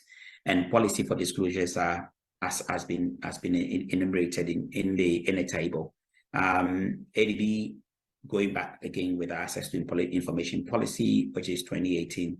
So overall, this is where we place with the financing instruments that we've listed. That is project finance, general corporate finance, and financial intermediaries. And thank you for listening.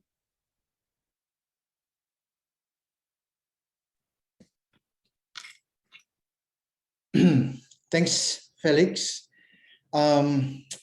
We know that there's much to absorb from sessions 1 and 2, especially for those who are not well familiar with these financing modalities for private sector and sovereign financing services. But we hope this has started to spark questions and comments. So as a heads up, we are adding 30 minutes in our session to hear everyone's feedback.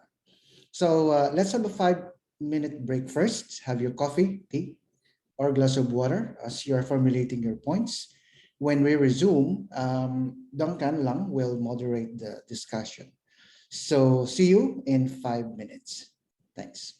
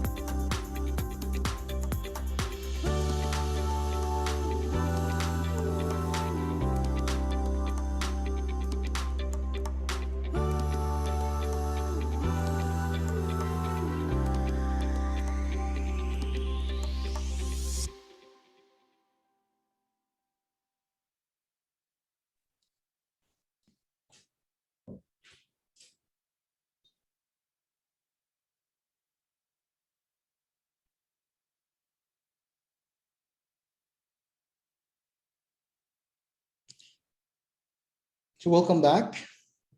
We are now moving to a very important part of our consultation, the moderated discussion. We have also flashed on screen the 3 guide questions so that hopefully we can hear your specific comments and recommendations. We also have colleagues from the Sustainable Development and Climate Change Department, as well as from the Private Sector Operations Department to respond to your feedback. So I will then give the floor to Mr. Duncan Long. He's the Senior Environment Specialist for the SDCC to lead the moderated discussion. Duncan Long, the floor is yours. Thank you very much, Gelson, and welcome everybody. I hope you enjoyed that very much in-depth presentation. I guess, apologize. There's so much information to provide there, but I think you can see there's a lot of work we do, a lot of analysis that has been undertaken, and it's quite hard sometimes to present all that information very quickly and succinctly. So feel free to look at the information that's been shared in the chat anytime you like. And also just to say as well, that if we don't get around to your questions today, if you send them to us, we can always respond to you. And I think we'll be, if not already done, there will be some information provided on how you can feedback your questions to us if we don't address them today, or further analysis by you that you feel like you want to send something back to us later. So we have a good amount of time. I think we've extended the time to meet our original requirement for 70 minutes. So if anybody has questions, this is the time to get in. We have 2 so far, which I will go to now. You're very welcome. Anybody who wants to put their hand up, we can take questions like that. But also we can, if you're feeling shy and you just like to send them in the chat, that's very welcome. We can cover them that way, or you can send them directly to Gelson or Jen, and they can relay those questions to the speakers to respond. So there's a few different ways you can do it, and there's no problem. We're very happy to accommodate them. And also just to say as well that it's very much not a problem if you want to write the questions in your own language. Somebody will be able to translate those and send them back to everybody as well. And I should say before we get into this that apologies if I pronounce people's names incorrectly. It is always a challenge to pronounce everybody's names from the variety of countries we have. So apologies if I don't get that quite right. And speaking of which, I will now go maybe perhaps turn to our first question, which we had written in, which was from Nenentiaiti Tiaraki Ruatu, and that was to do with the applicability of the review of the countries which are both LDC and SIDS, given the challenges these countries have in terms of institutional capacity, technical and financial and human resources perspective. And I think this is relating to, you know, these new standards, the applicability of safeguards for these countries. So Nenentieti, if you'd like to come in directly to say your question, feel free, or to expand on it. But if not, I can perhaps turn to Bruce to give some initial feedback on that.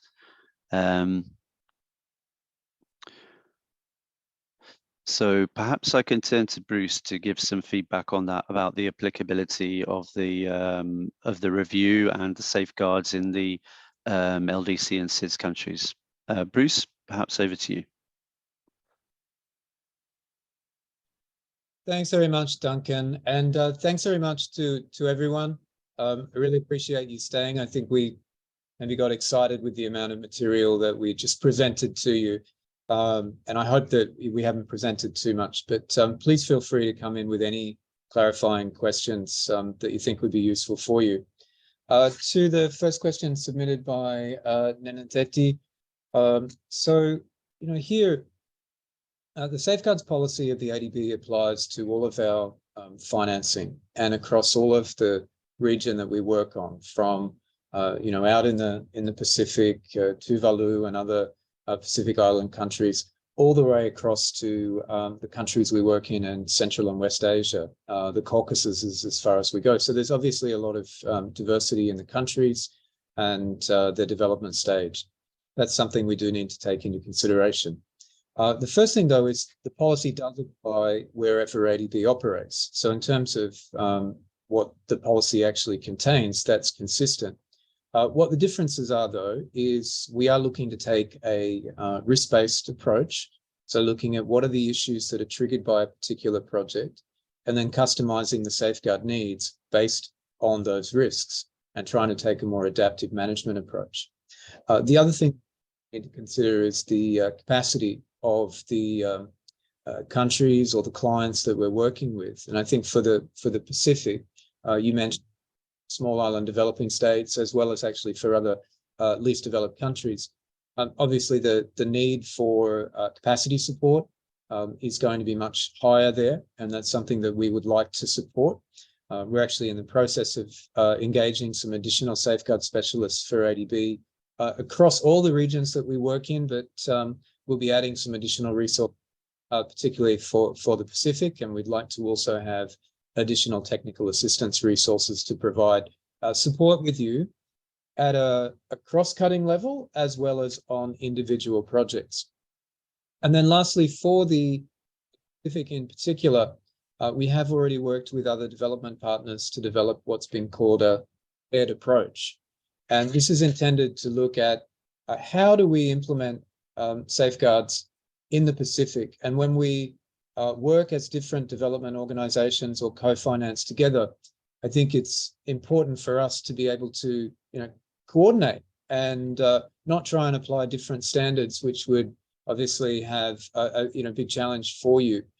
So this shared approach is intended to provide some guidance on how we're going to implement safeguards in the Pacific.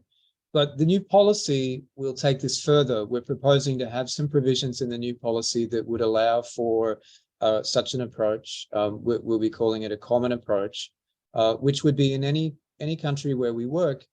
We should be able to agree with the borrower or the client, as well as co-financiers, on whether we could apply ADB's safeguard policy or that of a co-financier. For example, if we're working with the World Bank or the IFC, then we could apply one standard consistently and therefore try and reduce some of the transaction costs. So these are some of the things that we're thinking about. But Nenateti, if you are on the call and if you would like to come in with any further questions or speak more on this, please, you're welcome to. I'll pass back to you, Duncan. Thank you. Thank you, Bruce. I think that was a very comprehensive answer. If there's any feedback, please jump in and then we can go back to that. Perhaps I can now turn to Budi Prati. We saw you have a question in there. Perhaps you might be able to expand on it slightly, which is about how long to provide due diligence. If you'd like to jump in or write a little bit more, please feel free to. We can give you some feedback on due diligence. That's not a problem. But if you have any more in-depth information you'd like to request from us on that, please jump in now before we start to give you an answer.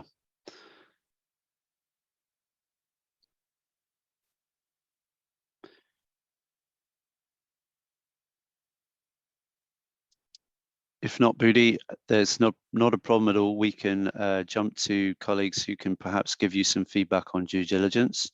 You can also write in the chat if you don't feel comfortable with talking as well. Hello. Oh, hi, Budi. Yeah. Please go ahead. Yeah, maybe my question is too short. I mean it's this is any standard for the provide due diligence, because sometimes it is take long and I don't know what is it, how is the schedule? Is it 1 month or 3 months? I just ought to get information for that. Thank you, Budi. That's very helpful. So what we'll do is perhaps we'll turn over to Sarah first, who will give you first feedback from the sort of sovereign side, and then Lawrence can perhaps jump in from a private sector side. So Sarah, over to you. Thank you, Duncan. Thank you, Budi. So under the current SPS, we have requirements or the procedures are linked to the policy, and there are it's linked necessarily to the appraisal stage, that the due diligence needs to be completed by the time that our ADB management reviews the lending, like the request for lending. So that is what we have in the current policy, and under the new policy, what we are looking at, if it's the first standard, which is on environmental and social assessment, is going to lay out what is required in terms of by the borrower. Like if the risk of a project is to a certain type, then once how should the assessment, what are the aspects that the assessment needs to cover and needs to address. And but again, the requirement for having completed all those assessments would still be when ADB management reviews the project before sending it up to the board. So that is normally called the appraisal process in ADB language. So I hope that answers your question. But if you want to, actually, if you feel you want to speak in Bahasa Indonesia, you can also, we have translators, and or you can also do that if somehow something is, you think that I'm not conveying it properly. Okay, thank you, Zara. It's okay, clear for me. Thank you very much, Zara and Duncan. Thank you. Thank you. Thank you very much. So Budi, I think we won't turn over to the private sector then. I think your question was more specific for the sovereign side. Okay, so next we have a further question from Kuntarini Raselawati. Kuntarini, if you'd like to jump in and speak your question out, feel free, or I can read it out. That's not a problem as well.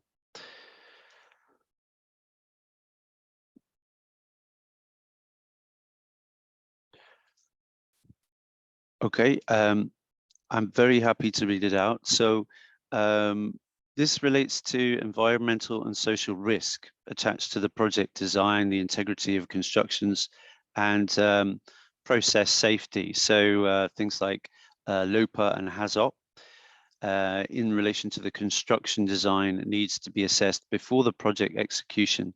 So how is this requirement accommodated in the safeguard policy? Perhaps I could turn back again to Zara. I can say that this is something that we're looking to increase as part of our new policy. So perhaps you can touch on that. And then if Bruce, you want to jump in with anything additional, or our private sector colleagues who have a lot of experience of this type of work, they feel free to jump in. So Zara, first to you, perhaps. Thank you. So yeah. So thank you for your question, and I think it's a good question, because what we at the moment under the current policy, or rather we don't look at a lot of things very carefully in that sense, but now under the new policy we're going to be following a risk-based approach. And upfront, a lot the risks are going to be identified. ADB will work with the borrower to identify what the key risks are, and once those are identified, then the appropriate due diligence or the appropriate assessment would need to be undertaken. And when we come to what you are talking about is specifically those risks of during construction and the design and the hazards and the risks to also the workers and communities. So those would now be addressed under the standard on community and occupational health and safety and security. And that will be standard number 4. And that will require proper assessment of incidents as well, and reporting of incidents, and having the appropriate methodology and to address that should something like that happen. And also the risks to communities from various things that can happen as a result of the project. So that assessment will be incorporated into the overall integrated environment and social assessment. And if there are any changes that need to be made in the project design, then this would feed back into project design. And wherever they're needed to improve implementation, they would become part of the project execution, or you can say the construction phase. And then, so that's what we're planning to do with the new policy and to address this. Bruce, you want to add something there or Duncan, anybody? Sarah, I think you covered it pretty well for now. However, if Kuterini would like to come back with any further questions, we can certainly take those. Thank you.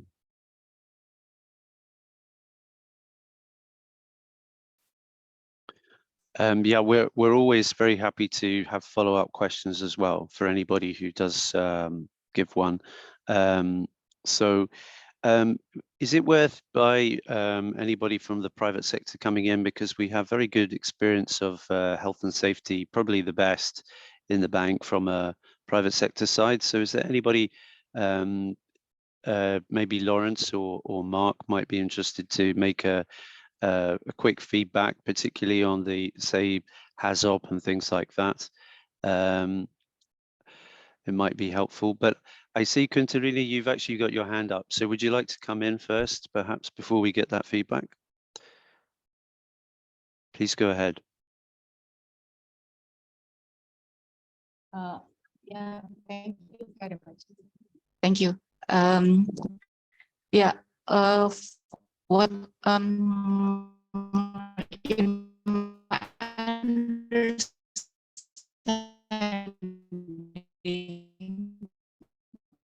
from so is unstable, so that I following who has, and she mentioned that we should say adjust the operation to the existing designs, meaning that whatever design that has been agreed, then we just focus on the next stage, that how to adjust to the given design. And that's my concern actually, because what we need to assure is that the design must be say high integrity in the first place before we go forward to the operational stage or the construction stage. And that's what I haven't seen in the SPS about haven't touched this issue, so that what we have been doing so far is just how to adjust to the risk manifested by the say false design, and that's very wrong in the safety perspective, say health, safety, environment, and as well as social perspective. Because if the design integrity doesn't work, then we can see we can expect the failure in the future time, in the near time. Thank you very much. Thank you, Kuntarini. That was very useful. We didn't quite catch the very beginning of it, but I think we got the gist of what you were saying there. So perhaps I can turn back to Zara and then maybe Bruce to follow up with some further thoughts on that to respond to you. Zara, over to you. Yes, actually, Kuntarini, I think what you're saying is absolutely correct.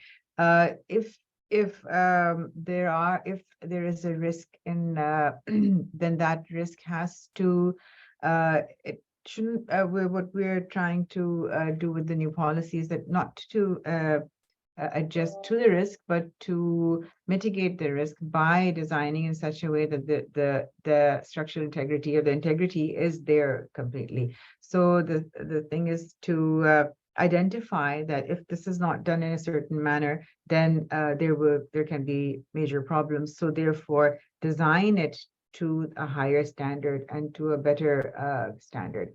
So, but the risk assessment process will help us to identify those risks much better, and also undertake assessments to control them, also to identify means of controlling them. So we're hoping that with this new approach, we'll be able to address such issues which we may not have been able to address earlier. So yeah, I agree with you. Thank you. Thank you very Bruce? much. Thanks, Contarini. Bruce, do you want to just add anything more? Thanks, Duncan. Well, just briefly, again, it's a great point from Contarini. I think the critical issue is that we'd like to strengthen the focus on health and safety for people, for workers, but also for the community, and looking at process safety and how that fits into the design makes a lot of sense. The only thing that I'd add is when you're preparing a project for finance, like the ADB does, you do need to look at the sequencing of the risk screening, the assessment processes, and also further management. And not necessarily when we approve a project that comes from our member countries has detailed design been completed.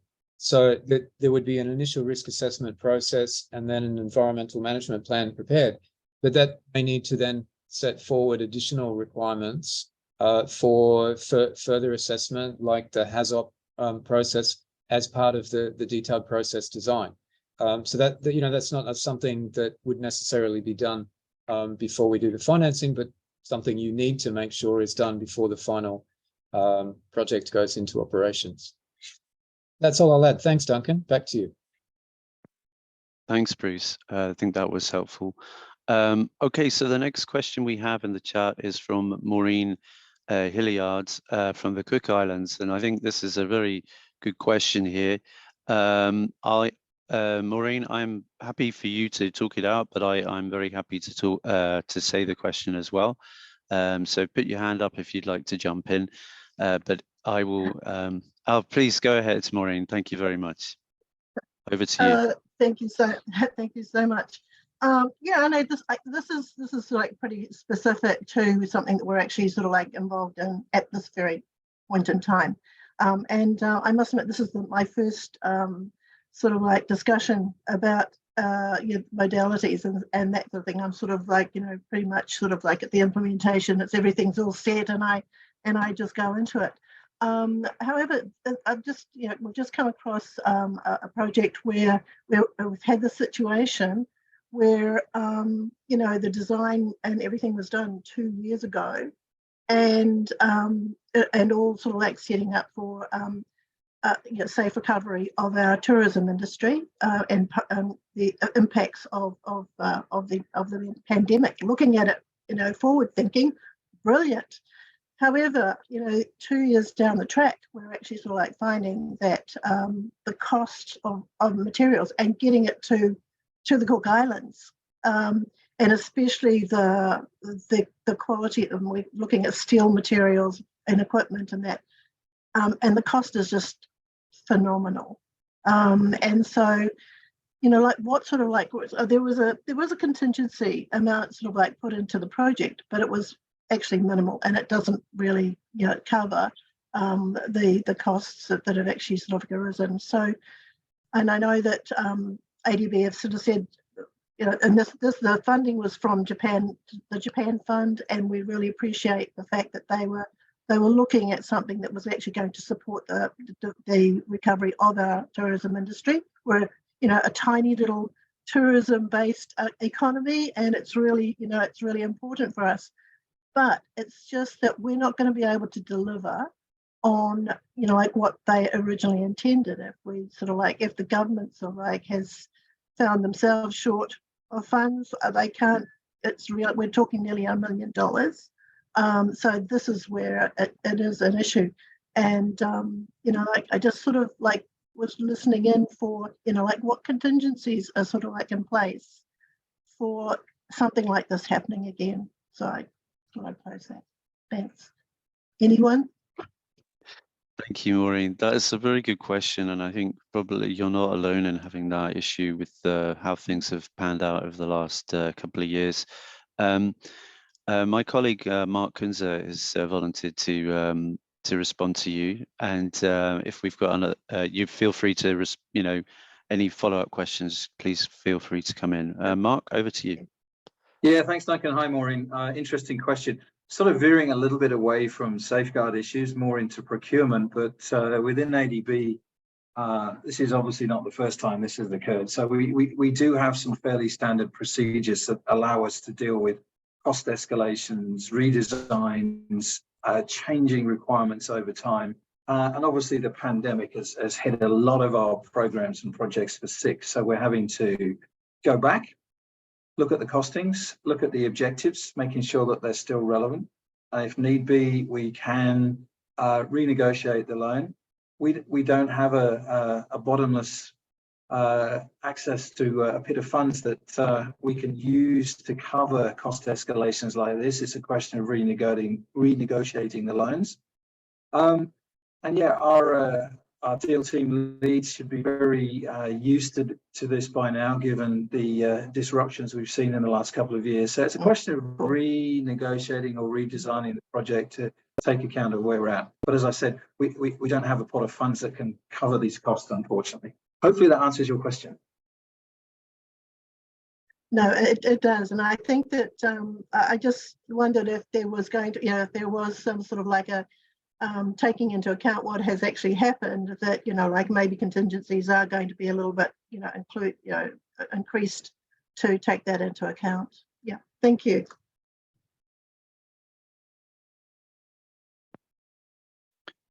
Thanks, Maureen. I think maybe just to add that where there's a change in scope as well, then the safeguard documents and so on would be re-looked at, and any change would unanticipated events is one of the things that we look at, and that can be to do with the how long the project runs, or perhaps a new element is included as well, so that would be covered as well.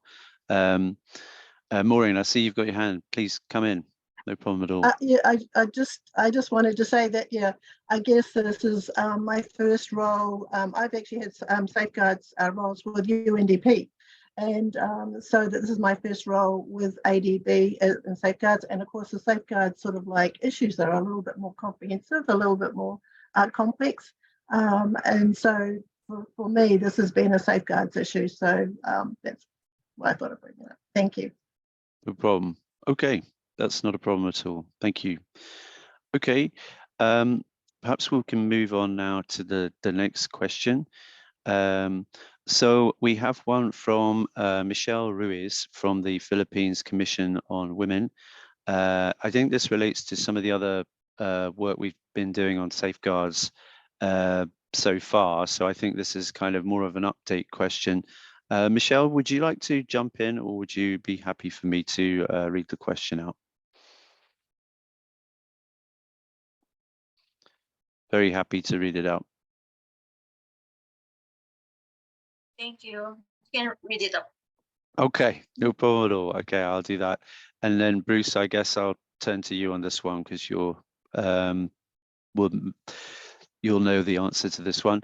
So there was some consultation on gender and SAYA safeguards last year. What is the status of incorporating these requirements into the safeguard policy, and what mechanisms will be involved and implemented to mainstream gender perspectives in the safeguard policy mechanisms? Thank you very much. So Bruce, over to you. Great, thanks, Duncan, and thanks very much, Michelle. So yeah, good question. We had a series of studies and then consultations on gender issues. Actually, we did 3 related topics. One was on gender and safeguards more broadly.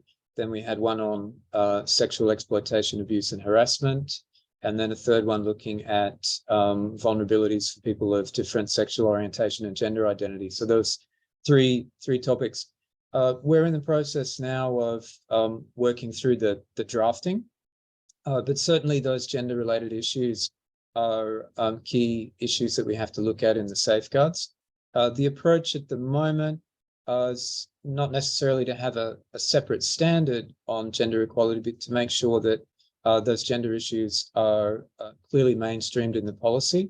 The first would be within the environmental and social policy itself, the broader policy, making it clear on the importance of gender issues. Then secondly, there's a range of different standards, and gender's, of course, cross-cutting, I think, in all the standards. But firstly, in the standard on environmental and social assessment, we'd be looking to make sure that gender issues are screened for and assessed. Particular emphasis also on making sure that any particular risks are identified and then appropriately managed affects the project. And that would include any particular gender differentiated risks. Then when it comes to, particularly on the sexual exploitation, abuse, and harassment, which you'd mentioned in your chat box comments. So we've been looking at this actually in a quite focused way in ADB. There has been a guidance note that we've developed to guide our staff, and that's something that we're piloting at the moment, and we're expecting this to find its way into the safeguards. So for example, there's a number of standards in the policy. You certainly got the elements around community health and safety. We need to make sure that communities are not at an increased risk as a result of the projects. And for example, if you had a project that would have an influx of labour, you need to make sure that there wouldn't be potential for gender risks, such as from labour influx or possibly communicable diseases or other aspects. So that's something that we look to integrate there in that standard. You've also got occupational health and safety issues, and for workers, you need to make sure that workers are in an environment where they're not going to be subject to sexual exploitation, abuse, and harassment, and that anyone that might have those potential risks would also have an avenue through grievance redress to raise concerns. But those grievance redress mechanisms also need to be sensitive in terms of, if someone's raising a very sensitive issue to say they've been harassed or have been subject to more severe sexual exploitation, you need to make it safe for them to be able to raise those issues. So these are things that we're piloting at the moment in ADB, and we would like to see come into the safeguards. You'll find out more, though, over the next couple of months as we finalise and then release a first draft for public comment. You'll be able to see exactly what we're proposing there. Thank you. Thanks very much for that, Bruce. Michelle, does that answer your question where we are at the moment? Have you got any further thoughts on that? At the moment, thank you very much for staying. Okay, thanks very much. Okay, so at the moment we don't have any further questions in the chat. I would very much welcome anybody to come in. We have quite a diverse audience. And if you are not comfortable with speaking English, we do have the interpretation function, so you can ask a question in your own language and write that in as well. For the countries which are operating and using the different modalities, this really is a good opportunity for you to come in and ask for what is the implications of the new policy with relating to some of the modalities you may already be using, like a lot of countries are using the MFF one, And I think it would be, this is a great opportunity for you to ask the questions about the implementation under the new model that we're proposing. Okay, I do see a question or a point there from Ross Jacob Rosales. Thank you for that. Ross, I can ask the question to the team, or would you like to jump in and say it yourself? Very happy either way. Hi, good afternoon. Hey, good afternoon, everyone. I'm Dr. Rosales from National Commission on Indigenous People. Wait, okay. I can't seem to open my video cam, but don't worry. I would just like to ask a question regarding the culture sensitive of ADB safeguard policy in the indigenous cultural communities.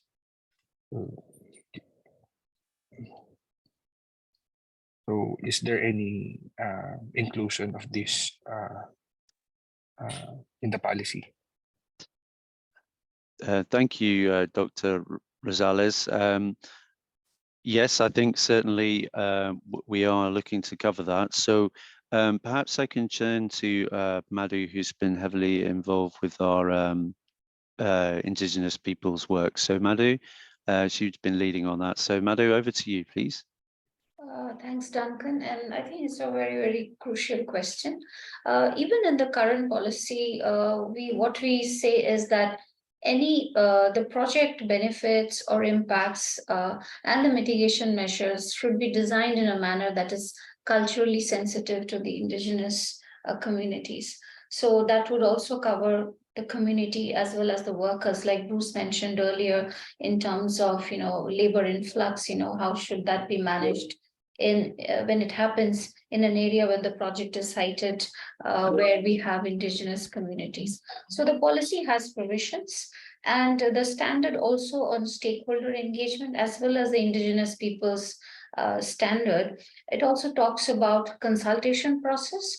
So whatever will be designed will be through a consultative process, and also to some extent agreed that these measures are culturally sensitive, appropriate for that particular setting where these communities live.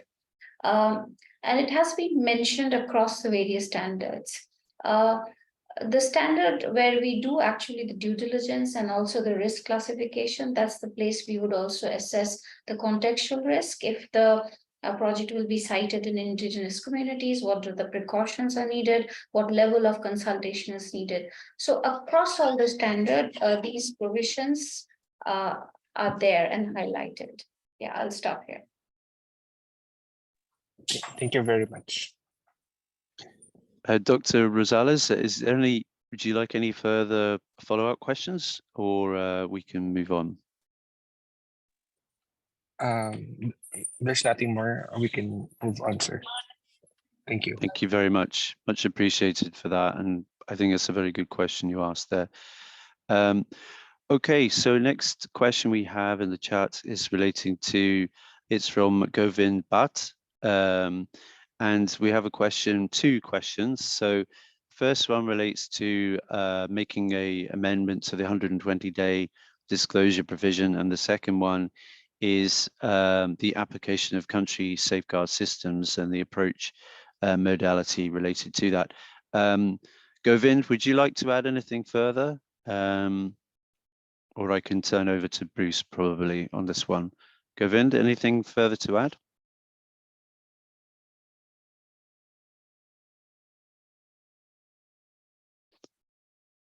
Nope. Okay, let me turn over to you, Bruce. I think this is a good one for you to tackle, perhaps. Great, thanks, Duncan. So there was two parts there. One was on the disclosure for the 120-day rule, and then the second one on the country safeguard systems. Right? So I can take both of those. Firstly, on the disclosure, we have been looking at this, and actually we had a separate consultation on stakeholder engagement. There's a background study there. And we've done some benchmarking, and we've identified that actually ADB is now one of the few MDBs that has retained the 120-day rule for Category A projects, so projects with significant adverse risks, impacts and risks, that they should be disclosed 120 days before ADB's board consideration. There are some differences, but many have changed that framework or didn't necessarily have it in their policy to begin with, particularly for the private sector. IFC, EBRD, for example, they have a 60-day disclosure requirement. We are looking at this further, though. We haven't made a final decision, but some of the potential issues that we're looking at, one is locally, through, of course, your national requirements, we'd like to see that there is disclosure really, with the locally affected communities as early as possible in the process. It's, not so much an issue on putting documentation on ADB's website, but, it's really about stakeholder engagement with local communities. That's one of the reasons also why in this new policy framework, we're proposing to have a separate standard on stakeholder engagement, information disclosure and grievance redress mechanisms. So we can make sure we do a good job at engaging with the community so they know and have had an opportunity to participate in the projects that affect them. And that's the first thing. But then for disclosure, we think it's appropriate that there be disclosure as early as possible and at least prior to ADB's management consideration. So that's a step before our board. It's when our management would decide whether or not we think there's a project we should support, and would then make a proposal to the board. Now that ranges. It can be earlier than 120 days. It can be less than 120 days. And sometimes for the private sector, it can certainly be less than 120 days. But we think that that's the key point at which we should have disclosure and make that documentation available. But still being considered for finalisation. That's the first point. Then secondly, on country safeguard systems. So you would see in the existing safeguard policy statement that this is included actually as a separate modality. There's a separate annex in the safeguard policy statement handling this. We've been looking carefully at it. In fact, there was a separate study on this topic, and we had a separate consultation on it. We've heard feedback from our developing member countries that it's often a challenge when our requirements in our policy might be different or might be more stringent than your own. You obviously know your own policies best, and that's what you would be implementing for all projects, not just for ADB. So we've heard that closer alignment with country systems is very important. Yet at the same time, for the ADB, we do need to ensure that we have a consistent set of standards that can be applied on all projects, regardless of where we finance them. Recognizing that we work in a lot of different circumstances, and some member countries have got different legal frameworks, some maybe more developed, some less developed, and capacity may also vary. So we do need to have some consistency, and our board also expects us to have a model for international good practice in the projects. So we're trying to find a way that we can balance this. The first thing is that all projects, of course, do need to meet national legal requirements, but where there are gaps, we would be looking to ensure the projects would meet our requirements in addition to that. Then for allowing country safeguard systems, we're proposing to have a modified approach to this. Currently, you would need to demonstrate what's referred to as equivalence and acceptability. So do you have an equivalent legal framework, regulatory framework, and do you have acceptable implementation capacity? We found this often challenging to interpret, and sometimes it's been like a very legalistic review of equivalence. What we think here is important is to look at what the World Bank refers to as material consistency. Is the policy framework likely to lead to the same outcome at the end? Not necessarily whether there's the same exact terminology, same provision, but will it lead to the same outcome at the end? So we're looking to make some changes in that framework, and also to provide a little bit more flexibility. It could be triggered for one or more of the standards. You don't necessarily have to have that material consistency for all standards. So, for example, if the country's land acquisition framework was consistent, you could trigger it for that. If it was about cultural heritage or biodiversity, you could trigger it for those issues and look discreetly at where there's consistency.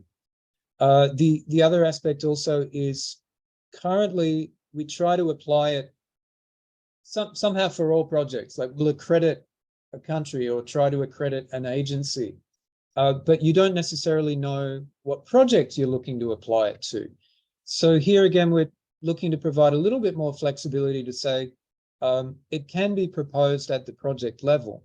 And the reason for that is that you then know what the project is, you know what the risk is, and you can see whether the system would be able to manage those issues and achieve the same sorts of outcomes. So I'll stop there. It's kind of a lengthy response because it's quite complex when it comes to country systems, but I hope that's given you a bit of an overview on what we're thinking. Thanks. Back to you, Duncan. Thanks, Bruce. That was a comprehensive answer indeed. Govind, is there any further thoughts you have? No, I see you've responded, so thank you for that. Okay, so we don't have any further questions at the moment. I would definitely recommend anybody who's still got any burning issues, please, now is the time to jump in. You know, you can also raise issues with the existing implementation of the safeguard policy, because, you know, as we're updating it, this is an opportunity as well to, you know, make things easier for yourselves in terms of safeguards implementation.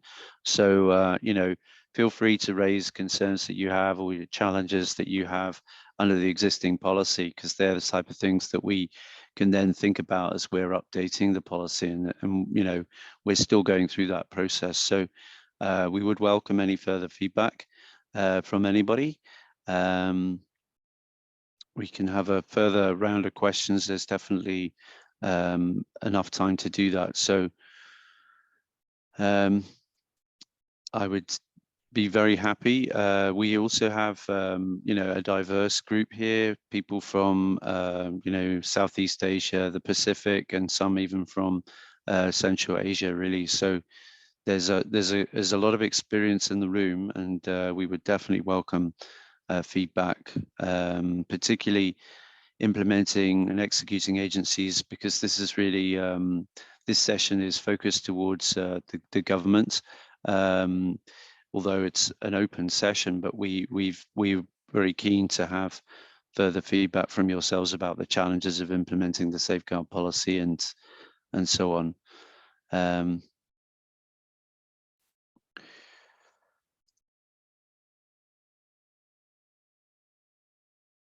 So I can see Bruce has put a question in the chat there to do with policy-based lending. So if anybody has any feedback on that, or financial intermediaries, then now is and results-based lending. So if anybody has any specific questions on those or challenges, then please do jump in. No more. Well, I would recommend, if anybody is still not happy with you know, asking the question right now, you're very welcome to write in and give us your responses on via email, and I think we can leave at the end of the session today details of how you can get in touch with us to give you written feedback on the existing policy and the direction we're going with the new policy. So please feel free to do that, and we would be very happy to hear your feedback, and we can give you further responses to your questions. So perhaps, given we haven't had any further response from anybody, perhaps I can turn back to Gelson then, and we can complete the moderated session now. Thank you very much, everybody. It's been a very productive session. Over to you, Gelson. Thank you, Duncan, for moderating. A huge appreciation too from our participants for their comments. I'm sure that this is not the end of the conversation. So we welcome any additional feedback which can be emailed to us after this. So it's very useful as ADB is reflecting on the issues that the new safeguard policy needs to address and or strengthen. Please stay with us for the next 48 minutes because from a substantive discussion, we would like to hear your feedback on the process, which is now being flashed on your screen. This is important as we start to think about ways to further improve the way we manage consultation, especially as we will be entering the phase 3 of the safeguards policy consultation in the coming months. So please rate your satisfaction with today's session. Simple as clicking which of this would best reflect your evaluation on the consultation. Then I know that there's also a way in which you could provide your feedback, written feedback on Menti, one that can substantiate your rating. And let us see if we can start flashing the responses on screen.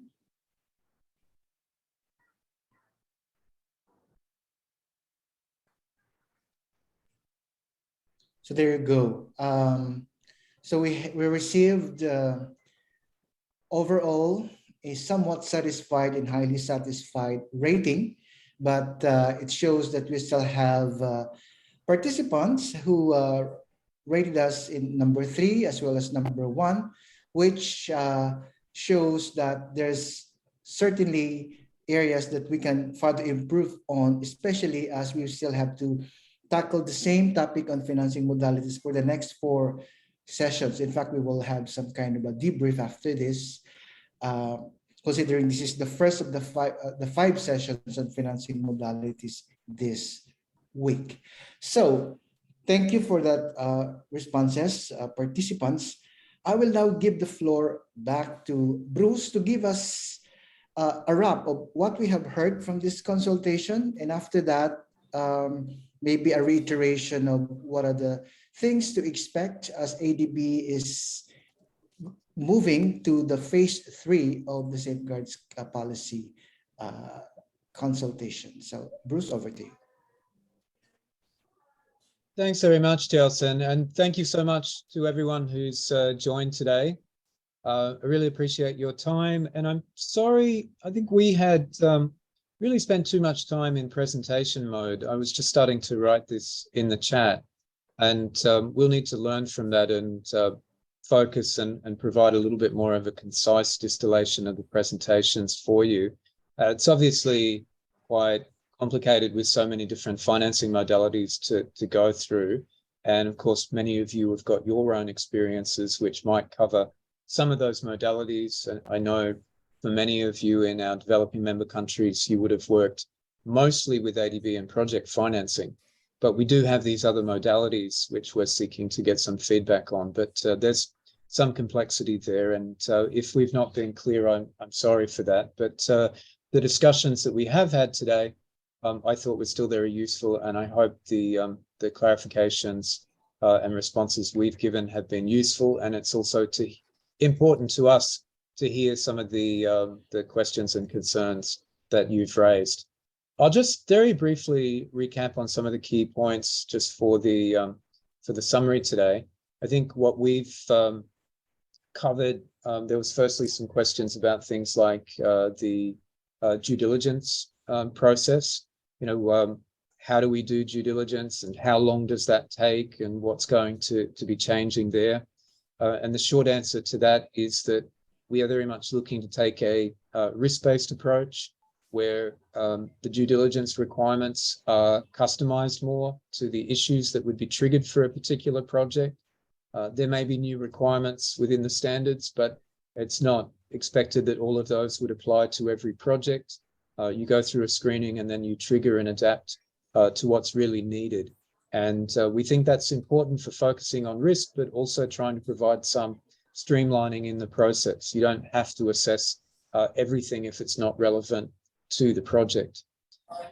Secondly, we've had some questions around particular issues that were raised, for example, around gender. Spoke a little bit about how we're looking at mainstreaming that within the policy framework. Also around cultural heritage and Indigenous peoples. My colleague Madhu has spoken about what we're considering there. We had some questions around disclosure, and I mentioned we're still considering how to streamline that approach while also looking at how to provide information through to stakeholders effectively. We know that it's very important that stakeholders are engaged, but the disclosure on ADB's website, while it's important for transparency, it's not the only or the main focus. Then we had also some points on health and safety, how we can improve process health and safety, and then questions on country safeguard systems. And I provided some summary of what we're thinking about there. You can see from this that there are a lot of issues in safeguards, and we're working through how we can adapt to this, learning from other MDBs and learning from the implementation experience with you. So what we're doing now is to integrate the learnings that we've had and to take the feedback that we've had from the consultation processes into the drafting. As I mentioned earlier, that is an ongoing process, and we're seeking to have a draft of the policy out before ADB's annual meeting in May. That's our current target, and we'll be working towards that. And then through this year, there will be then further consultations on the first draft before we go to finalize. So it's still a very much ongoing process, and we do always welcome your time and participation. As our member countries, we have to listen to you and look at seeing how we can feed that into improving the policy and its implementation. So, thank you very much again for joining, and we hope that we'll be able to engage with you again in the future. So thank you very much. Bye-bye.